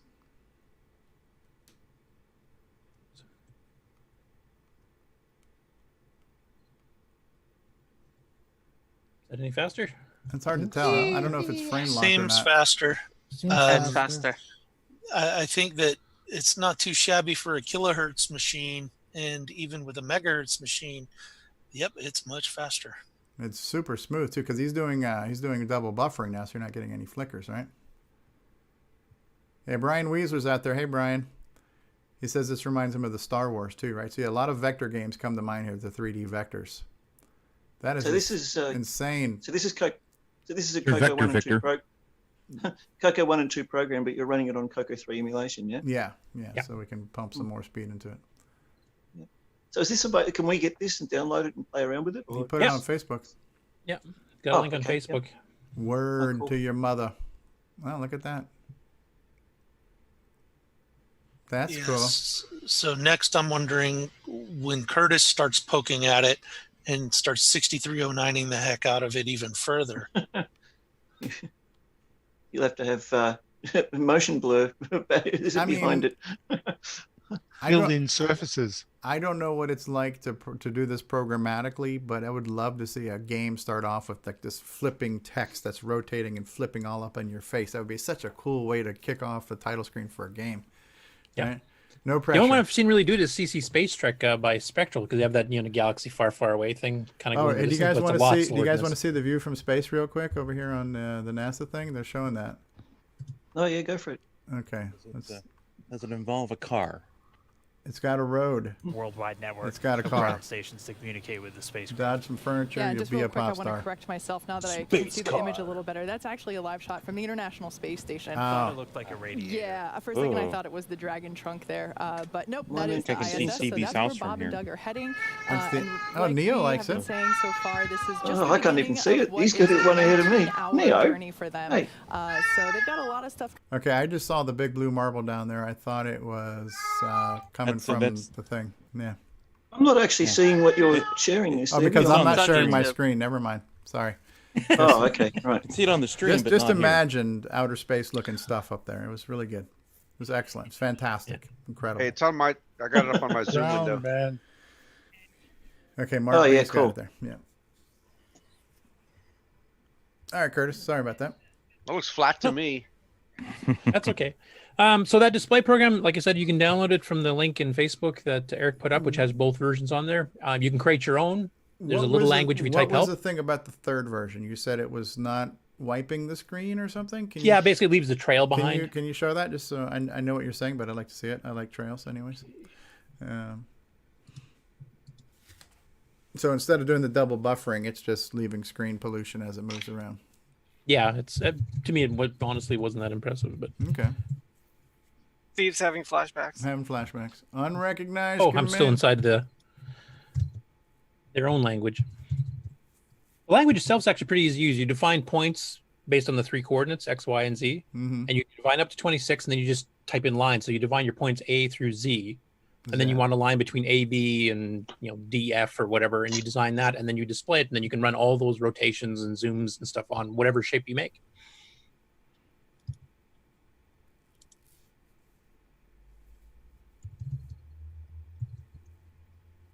So any of the other images you can now load up.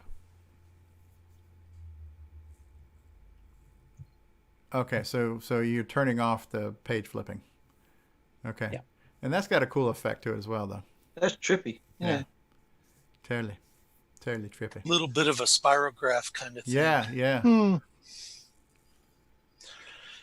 So now I'm wondering what the madman will do with this too. Exactly. Well, he's done like stuff point like this. data, line data. This sounds like note data, but in a different Simon's application. Simon's done some demos like this already. Yeah. So yeah, that's cool. And both of them are really good programmers. So I mean, depending on how much. I mean, Eric has said it's not as optimized as it could be yet. And I think he's planning on issuing a challenge if he hasn't already for some people to optimize certain routines that he hasn't touched yet. Okay. Very cool. And that's Curtis, the news. It's time for you to optimize. I've got enough things on my plate. Thank you very much. Dr. Dre, it's time to optimize. All right, so that's cool. Very, very cool. So that concludes news with L. Curtis Boyle. How about we take another break and we'll be back for everyone's favorite part of the show where we talk about project updates and acquisitions. What do we want to, what commercial, you know what I'm going to do? I'm just going to run our little community, whatever things, the stuff that everybody needs to know. We're going to run that clip. So if you got to drain the main vein, now's the time. We'll be back in a couple. Hi, this is Eddie Zerbinski from beautiful Quebec City. Vous écoutez CoCoTALK.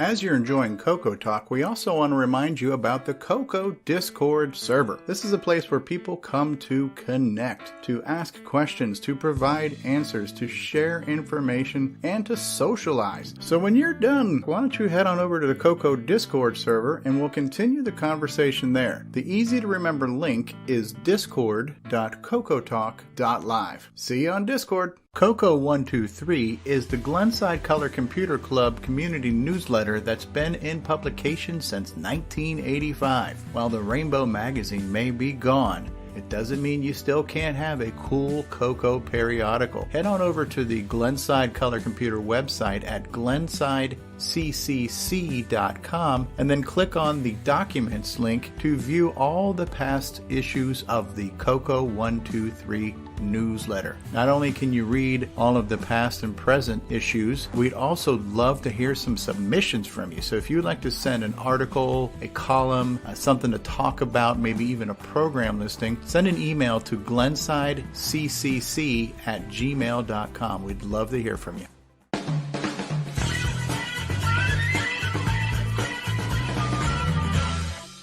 The Coco World Map is a cool community resource where you can view cocoa nuts from around the world. Head on over to map.cocotalk.live and see where your fellow CocoNutsians happen to be living on the planet Earth. If you would like to submit yourself to be on the Coco Map, send an email to cocotalk@cocotalk.live, and we look forward to seeing you on the Coco Map. Hey guys, it's Stevie Strode. If you've been watching CoCoTALK for a while, hopefully you understand that everyone is welcome to join this show. You don't need an impressive resume to get on. You just need to enjoy the Coco and be willing to talk about it. There is no wrong way to Coco. There is no wrong way to be a fan of the Coco. There's no wrong way to be on CoCoTALK. You just have to want to talk Coco. So if you would like to join us, then reach out to us on our Discord server, which is discord.cocotalk.live, or send an email to cocotalk@cocotalk.live, and let's get you on the show and let's talk about the Coco. Hi, I'm Tim, and you're watching CoCoTALK Live.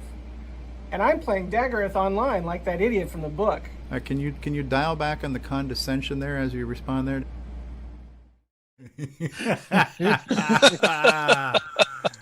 Oh, That's an Oscar moment right there. Lord have mercy. For your consideration.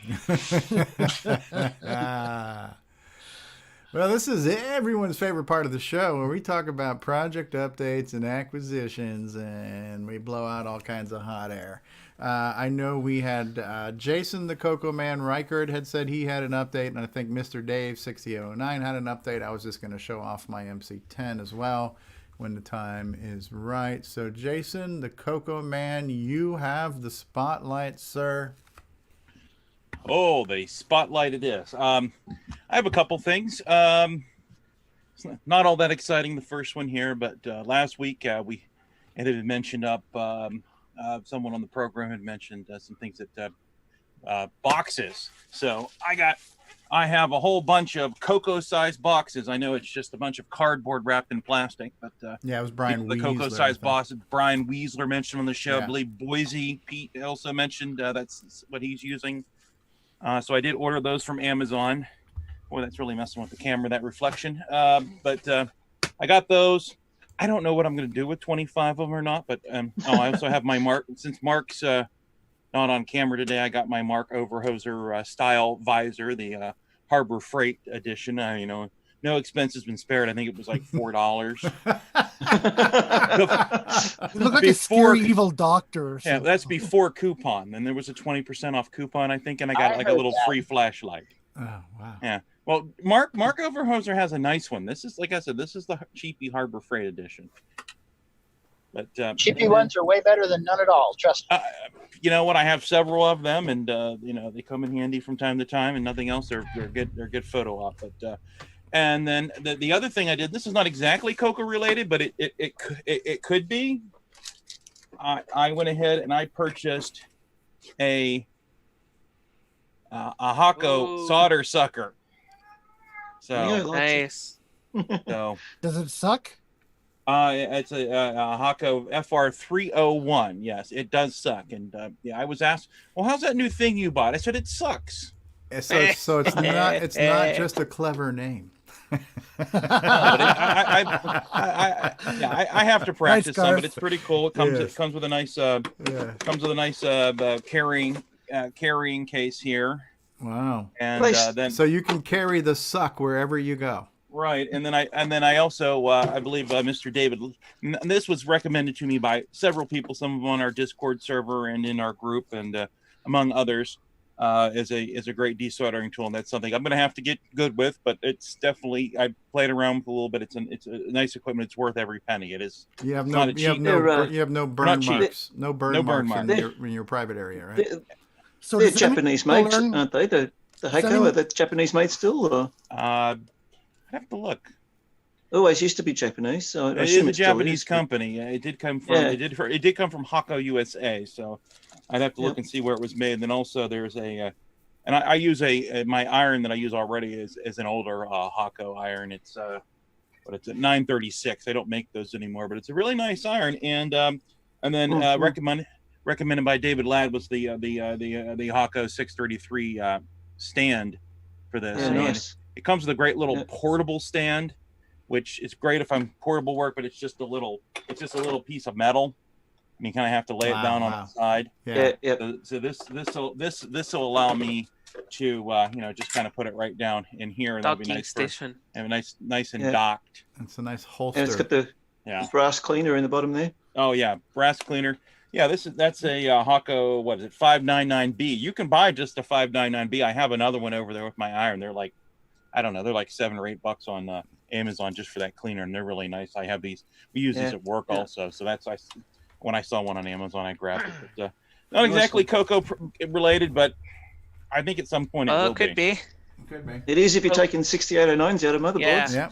CoComan.biz does CPU replacements now, right? I was going to ask if you're up to that. Well, maybe at some point. I've done. I was using a method without being able to use a solder sucker, and I've done stuff my own and one for my brother, and then I did have a special request from someone to do one at the beginning this year, which I did. But We'll see. Maybe someday.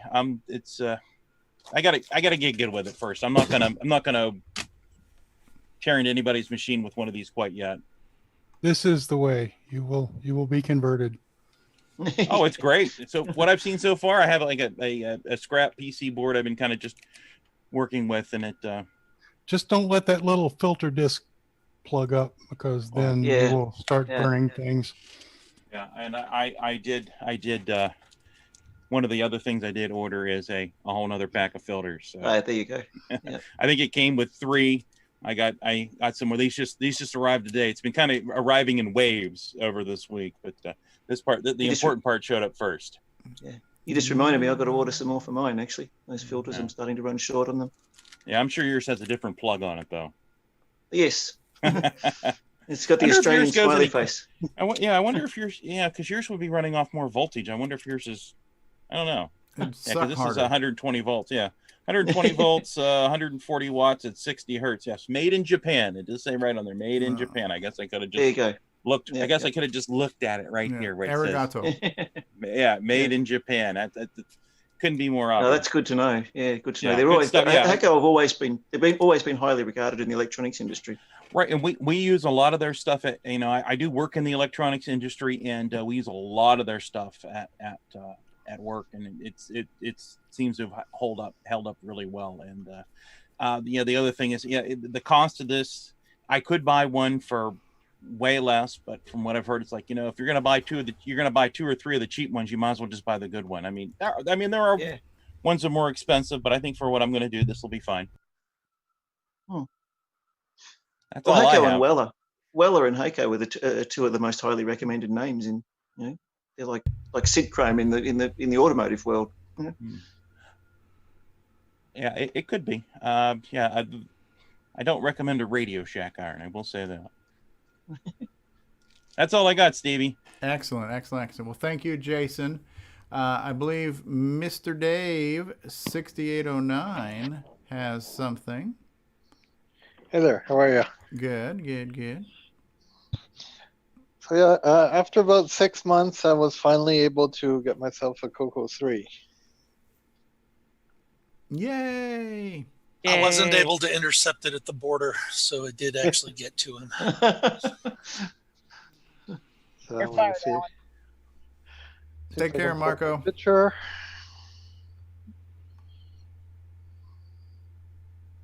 Okay. There we go. Can you see it? Yes, it's a beauty. Wow. Okay. So here's the hardware I got. I got a nice Coco 3 128K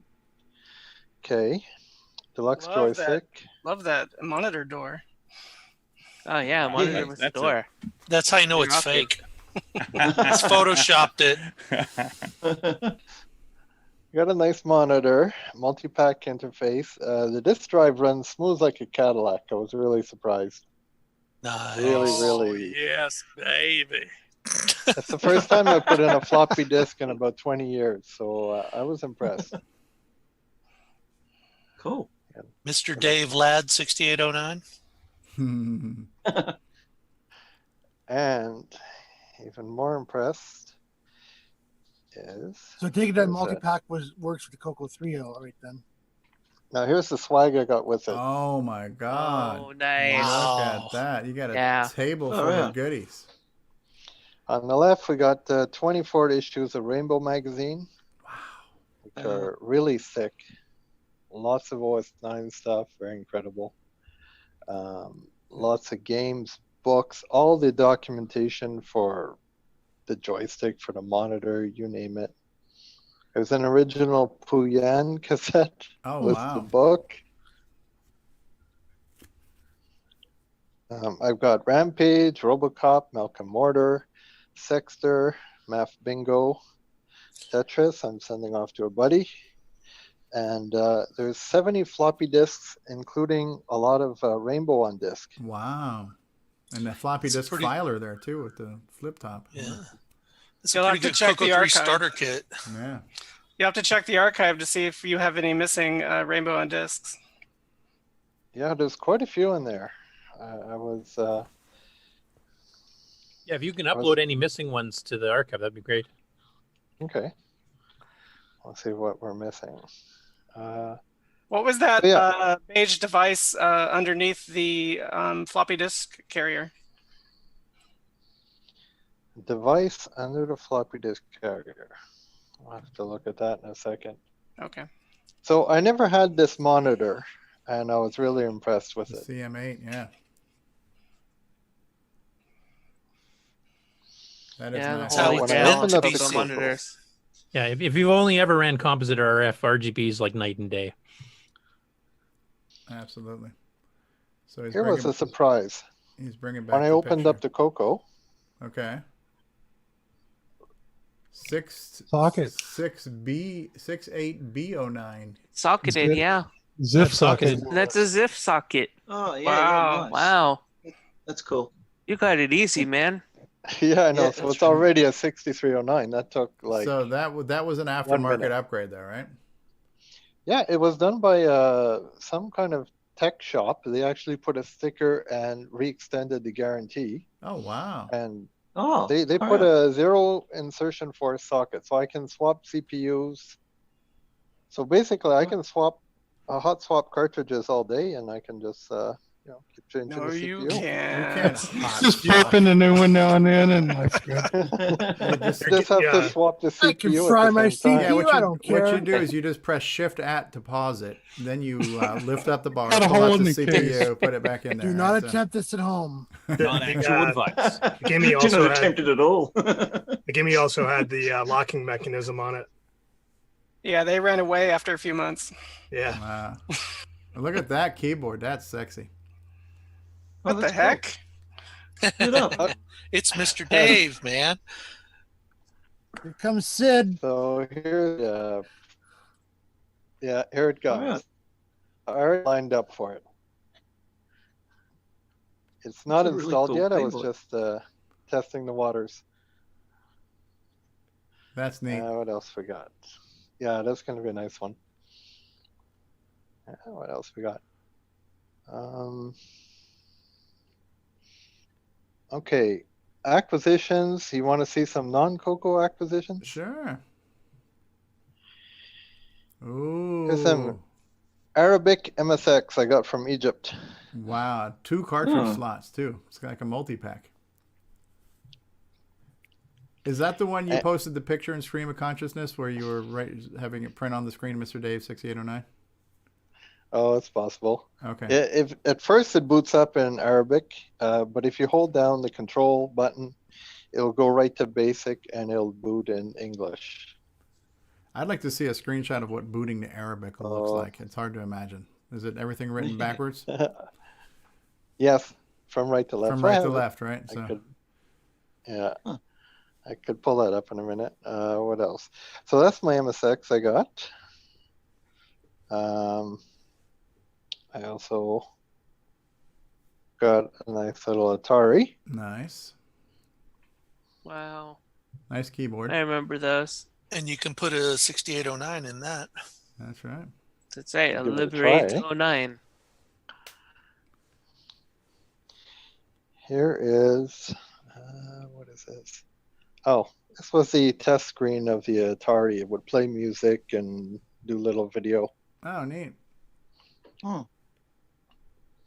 Looks like the same screen as the Radio Shack demo has in it when it plays music. Comes up with a little thing with a stave with notes on it like that. What else we got for you? Mr. Dave's been busy buying things up. Cool things too. Yeah. Here's something fun. I got DOSBox working on my Coco / Raspberry. I like that black case. Yeah, we start to lose your audio when you screen share, like it's killing the bandwidth. Really? Oh. Yeah. Yeah, I like that black Okay. case, Coco. Hmm. So so Mr. Dave is doing things with the Coco and the Raspberry Pi that I don't think anybody has done before. Who else is doing that now? Is it Frank Hogg that's doing stuff in the? Okay, look, there's the Arabic. Look at that. That is really cool. Wow. Huh. Well, I was pretty happy with that machine. right away it just plugged it in and it booted up, and I didn't have any trouble with it at all. Yeah. Oh. I have an And that's the MSX. MSX one that is Microsoft Basic, but that was a standard that they were putting together to go across all kinds of micros. Or is that a different thing? No, that's what MSX is. It's a platform. No, I mean that Arabic one is an MSX machine, right? Yes.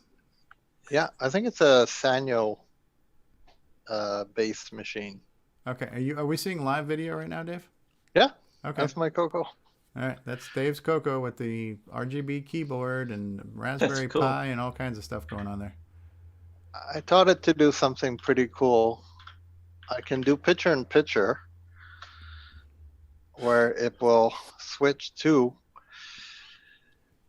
Let's see. I'll zoom in here. Locutus of Coco. Oh, look at There that. we go. So we have the Coco over here. Can we spotlight David? Oh, yeah. Let me spotlight you, David. Hold on 1 second. Sorry about that. Because you weren't videoing before. I couldn't do that before. Okay. Ah, there we are. Yes. Yeah, So you can see the Coco over here, and you can see the Raspberry Pi image. Yeah. Who needs a Gimme X when you have Mr. Dave? Look at that. I can also minimize the screen, Resize the it. Coco, or I can scoot it around. So different could you have places. it like full screen center, so like the Coco's got like a wallpaper behind it or something? Yeah, I could work with the Coco right there in the middle. That'd be kind of cool. Have your Coco center, and then have like the image behind there, kind of like a wallpaper, kind of like the marquees you have in MAME and stuff. That'd be kind of cool. Or a video. Yeah, live video. I can size the Coco. Where is it? Remember which key it is. Let's go larger.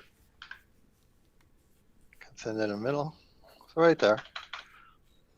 So yeah, you can do your Coco stuff, whatever you want.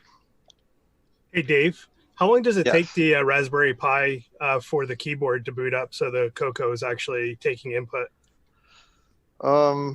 If I bothered to turn the Raspberry Pi off, it doesn't take very long. I had it going directly there. So it's a little bit slow switching between video modes at the moment. That's my only problem.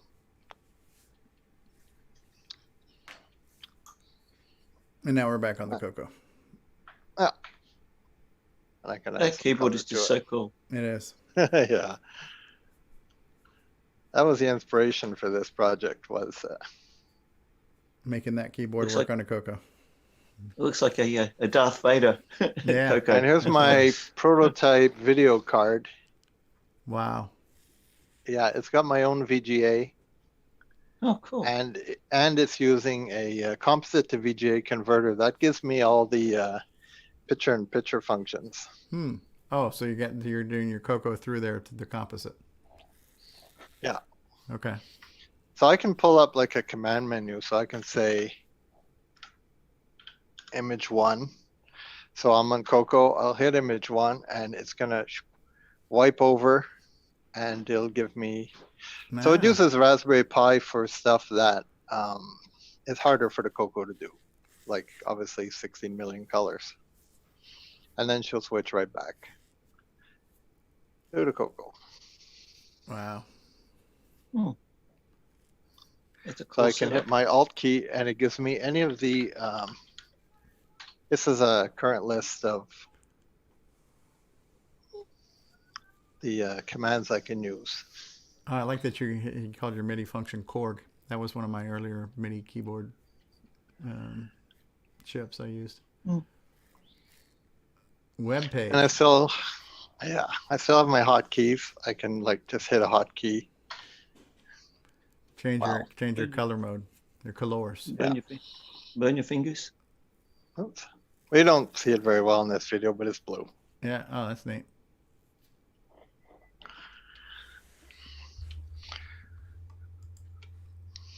Cool.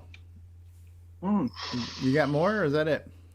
I have one more thing I guess I could show. Okay. One last thing. This is a Potential project. Potential project.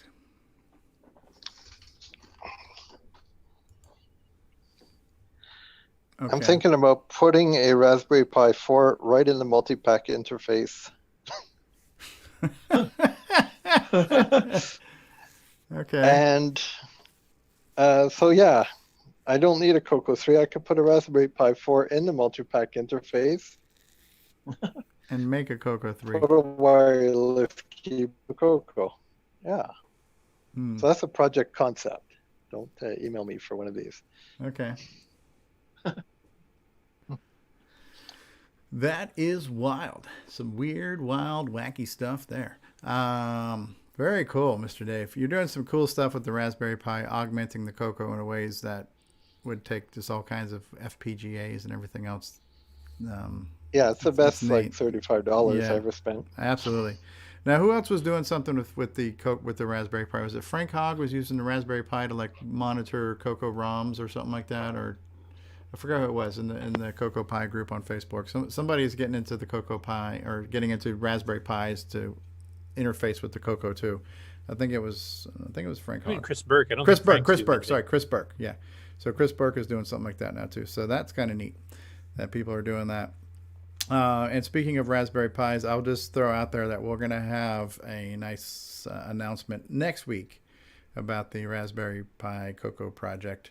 And I'll try to get Ron Klein on here to talk about that. So stay tuned for more Coco Raspberry Pi stuff on next week's show. And David, how are we doing? Speaking of next week's show, how are we doing on your Moog friend? Have we lined up for that? Yeah. Actually, interesting that you mentioned that because I don't think he's on Discord. I did ask him about that. He sent me an email with some information. But what I'm planning on doing is you and Curtis and I and Martin, I'll set up a private message on Facebook where we all four of us can touch base together and plan things from there. I think that may be the best way to go. But as far as I know, it's all still a go ahead. Yeah, because I know Curtis was hoping to get a little bit of a bio and stuff like that, some information so we can ask some intelligent questions. Yes. Yeah, that's why I thought it'd be good for us all to touch base by a private message or something like that. So I'll set that up later on today. Okay. Did anybody else have anything they wanted to update or share with us? I have two things I could mention. Okay, Tim Lindner.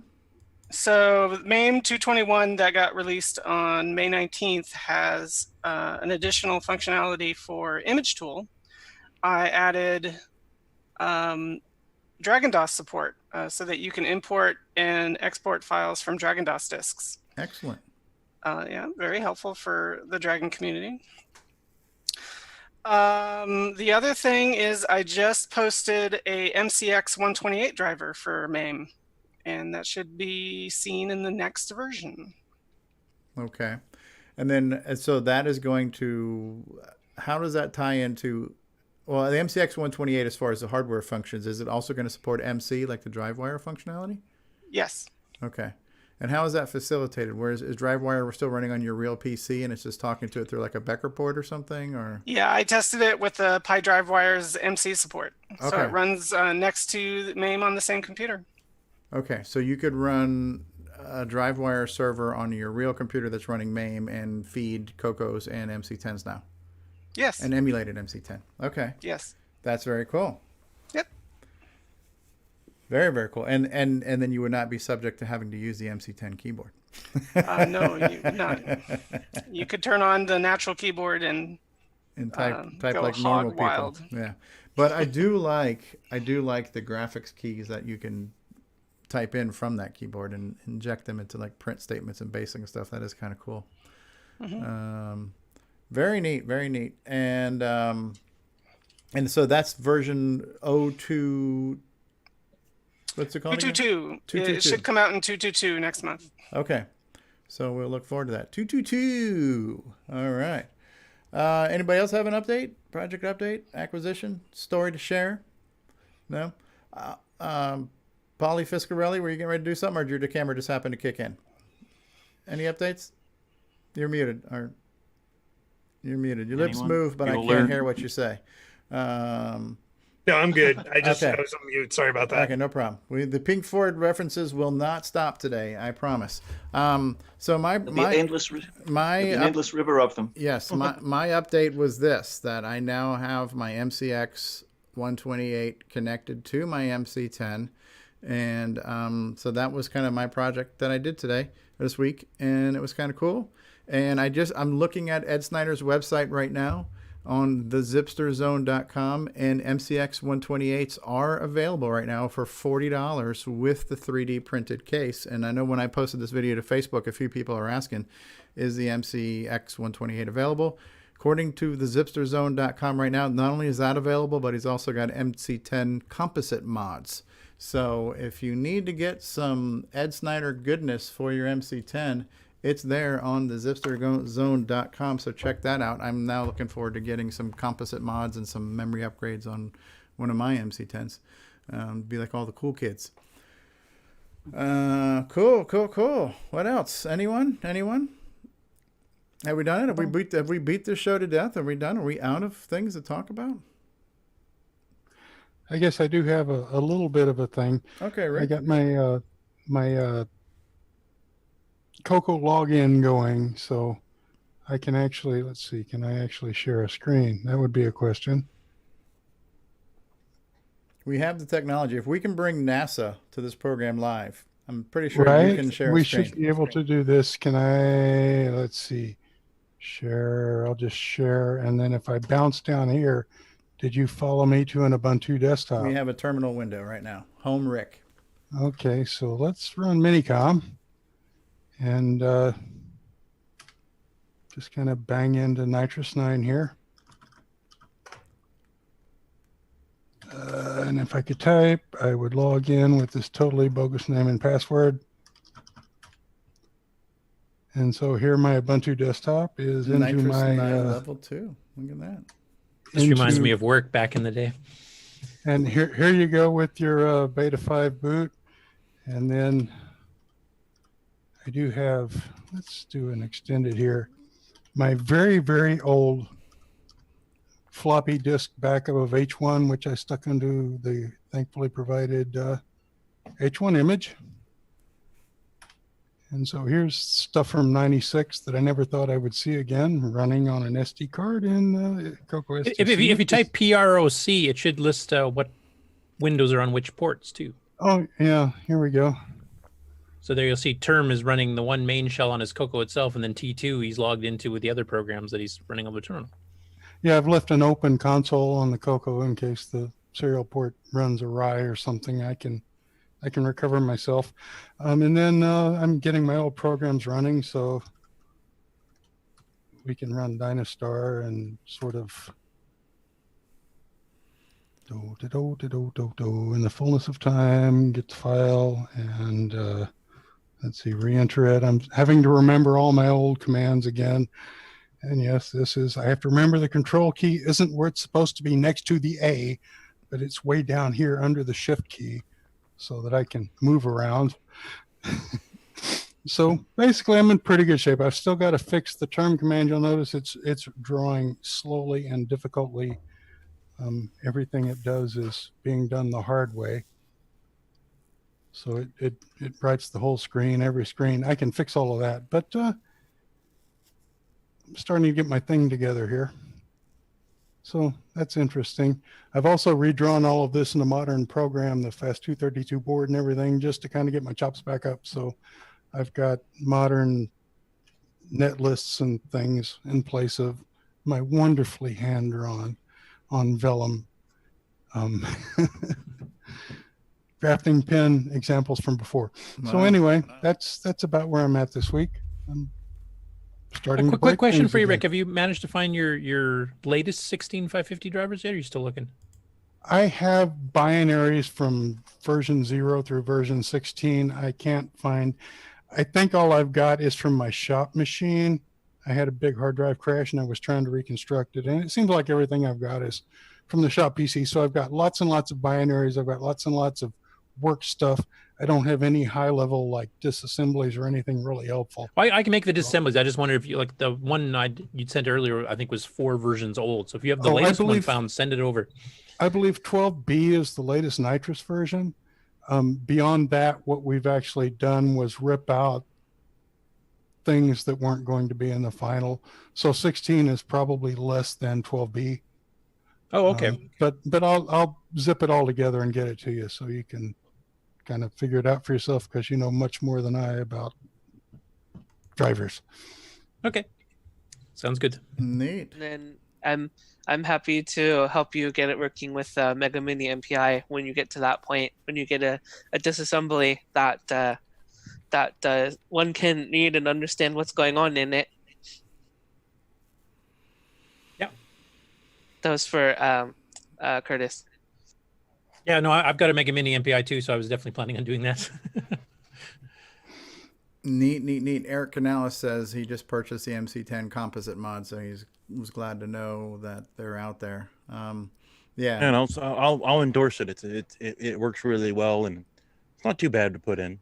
The composite I think mod? the hardest thing is getting the modulator out. Okay. Someday I'll be able to get an MC10 when I can find one for a reasonable price. Mm-hmm. Well, just to completely off the out of the blue, Patrick, what camera are you using there? The image looks really, really good. Really good contrast ratio, good color. Well, it's a Logitech, just a regular old camera, but I've got all of my eBay lights to backlight me with a nice even glow and accentuate the bump on the head. Nice. So No, it's paid off. It looks really even, really neat. Yeah, It looks like it's super it's clear. almost like broadcast camera. Oh yeah, well we've got. Oh yeah, right. Okay. That answers my question. Yeah, broadcast lighting. Yep. Super Yeah, cool. I have to shoot a lot of stuff to sell on eBay because that's my income now. So nice even lighting sells product. Yep. No, cool. That's good. I could show them what I use for lighting. Yeah. Just to hit the other end of the spectrum here. Are you ready? Oh, no. Point source. What is it? I missed it. Oh. It's an old lamp. Ah, look at that. A lamp on the wall. It's an old lamp. I mean, I've also got, since it's during the day, I've got a window there that there's a lot of natural light coming in right now, but sometimes I need to supplement it. It's just this old lamp with an LED light bulb in it right now. I mean, This old lamp just sitting on top of a cardboard box above my screen. And it's... Welcome to everyone's favorite segment of the show. Show us your light. Oh, then I've got this light. Oh, look at that. That's like the My Pixar work light. You got your head. Yeah, it's You got your headlight. Yeah, You got your headlight, the one you're wearing. There's actually, I took the lights Oh, out I of this. put mine away. I took the lights out of this. Let me get this thing back out here. Oh, just so really it's- crappy little incandescent bulbs, but I use this lamp with a high luminance or a high lumens LED bulb. But this lamp is just from the lamp itself is from IKEA, but then I just put a higher bulb in it. What's he doing? Mikey's just using his robot eye there. Hey, Mikey, speaking of using that that It's a solar, Borg. Yes. have you made any progress on the Dragon serial cable? Because I am looking forward to trying Dragon Pi wire. Oh, that's going to be a long story. Okay. Probably not appropriate for the middle of CoCoTALK. Gee, I think we're out of time. Yeah, that's all the time we got. All right. See you next week. I know better than even get started on that one. Okay, is TTL involved at all? In any chance? No. Okay. Oh yes, we need to discuss drive wire and TTL and asparagus. Now, do you also you had mentioned that you're going to be? Is there going to be a possibility of an MC10 DW term? There is one. Okay, so It already exists. Okay, then I need to try that. I want to try that. It's called the DW term MC10. Okay, I need to. That was easy. All right, I would like to try that. Yeah, because the next thing on my list of things to play with and do that's been sitting on shelves for far too long is my Tano Dragon.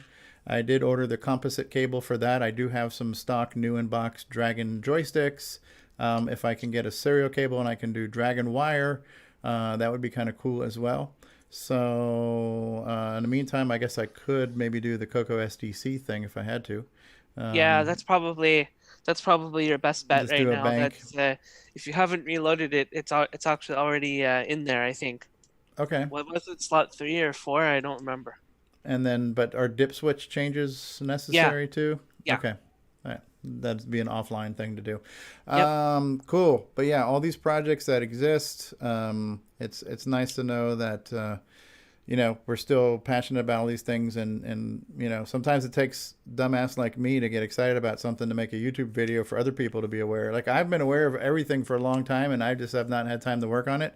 And the minute I do a video, people are like, "Oh, that's neat. I didn't know about that." I'm like, "Oh, I feel like an idiot because I've known about it forever, and it's taking me this long to do it." So it's good to know that these projects are getting some more recognition, and people are trying them out. I just want to throw out 2 more things. We got a really good compliment on Facebook this week by somebody who was watching the show. I need to see if I can find it again too, because I don't remember who ran the original post. But somebody mentioned, they showed a picture of them listening to CoCoTALK in the car, and then it sparked a discussion of like, how did you do that? And he's like, well, I got it hooked up to my phone. And then somebody's like, well, I wish I had a way to listen to it. Here it is. The original post was by Wayne Aaron. So Wayne Aaron posted a picture on Facebook. Let me see if I can switch over here to the other screen. And so he posted a picture of basically him listening to CoCoTALK in the car. And this was last week's show, everyone's favorite episode. And so then the question came up, well, how... Are you sharing, Stevie? Am I sharing? No. Am I not sharing? That's what happens. No, you're not. Right? Okay. So there we go. So the question came up, how do you do that? And so he said, well, I was doing it on my phone, and when I plugged my phone in over the cable, I got the picture. But I guess what some people weren't aware of is that CoCoTALK is a podcast, because I think somebody made a comment saying, I would love to be able to get, I have not seen any RS feed at my podcast programs. I only knew about it from YouTube. Well, we have been a podcast for many years, and so I just threw up a link to the CoCoTALK website. So sometimes there's just things we take for granted. So the fact that we are a podcast, not only audibly, but also visually, you can get us as a video podcast on iTunes, is also something you can do. And the idea there was, when we went to iTunes, it's like, well, I was like, well, why do we want to throw this on iTunes when we're already on YouTube? And it was mentioned that, well, some people don't have the bandwidth. And if you're commuting, or you're doing this, or you're doing that, it'd be nice to be able to just take it and have it offline and bring it with you.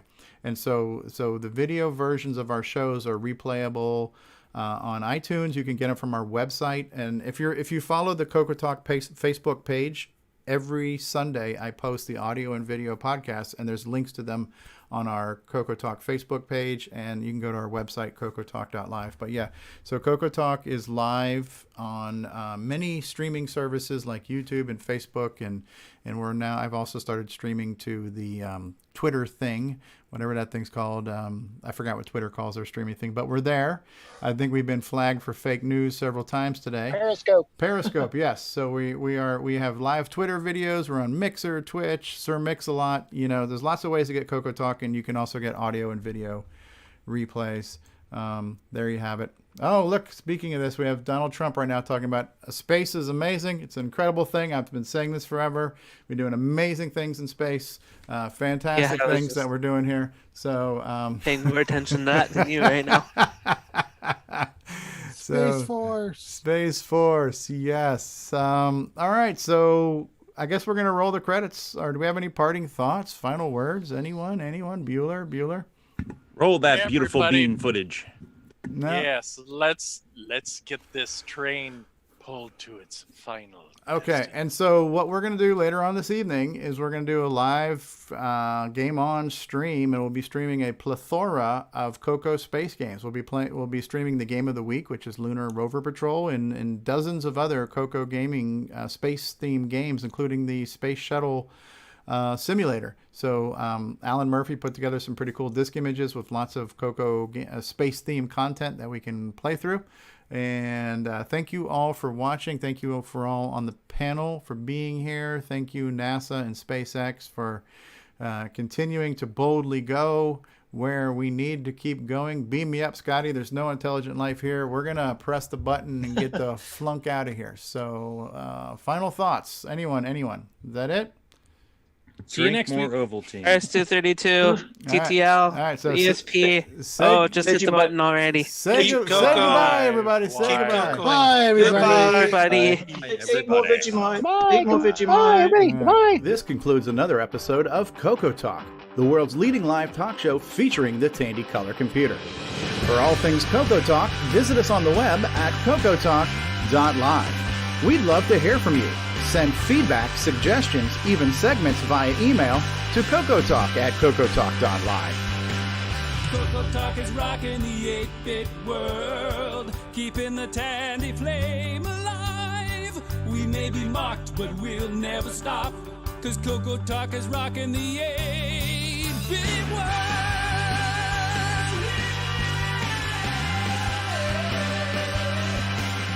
Consider supporting the show with a purchase of merchandise from our retro swag shop at 8bit256.com. If you'd like to become a patron of the show, click the Patreon link at our website at CoCoTalk.live. CoCoTALK is rocking the 8-bit world, keeping the tandy flame alive. We may be mocked, but we'll never stop, 'cause CoCoTALK is rocking the 8-bit world. CoCoTalk would not exist without the community, its cast, crew, and contributors. Thanks go to Curtis Boyle, David Ladd, Mark Overholzer, Grant Leedy, Bruce Moore, Nick Marentes, Ron Delvaux, Rick Adams, Jason Reichert, Richard Lorbieski, Jim Brain, Tom C., Rob Inman, Mark Bosley, Brian Joyce, Ken Reichert, David O'Connor, Brian Weasler, Terry Steggy, Nick Marotta, John Strong, and many more, especially to Steve Bjork for production suggestions and James Differendaffer for making my head explode.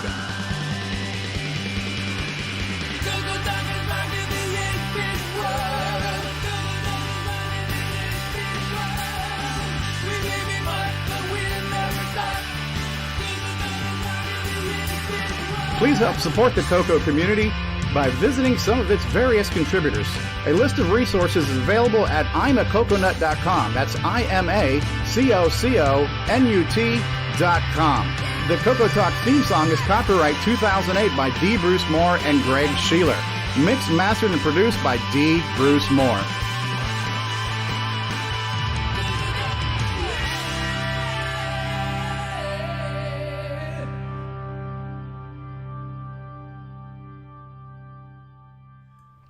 And seeing Terry Steen reminds me to remind you that no furniture was harmed during the making of this production. We're going to press the button, Frank. Say goodbye, everybody. Bye, everybody. Everyone, have a great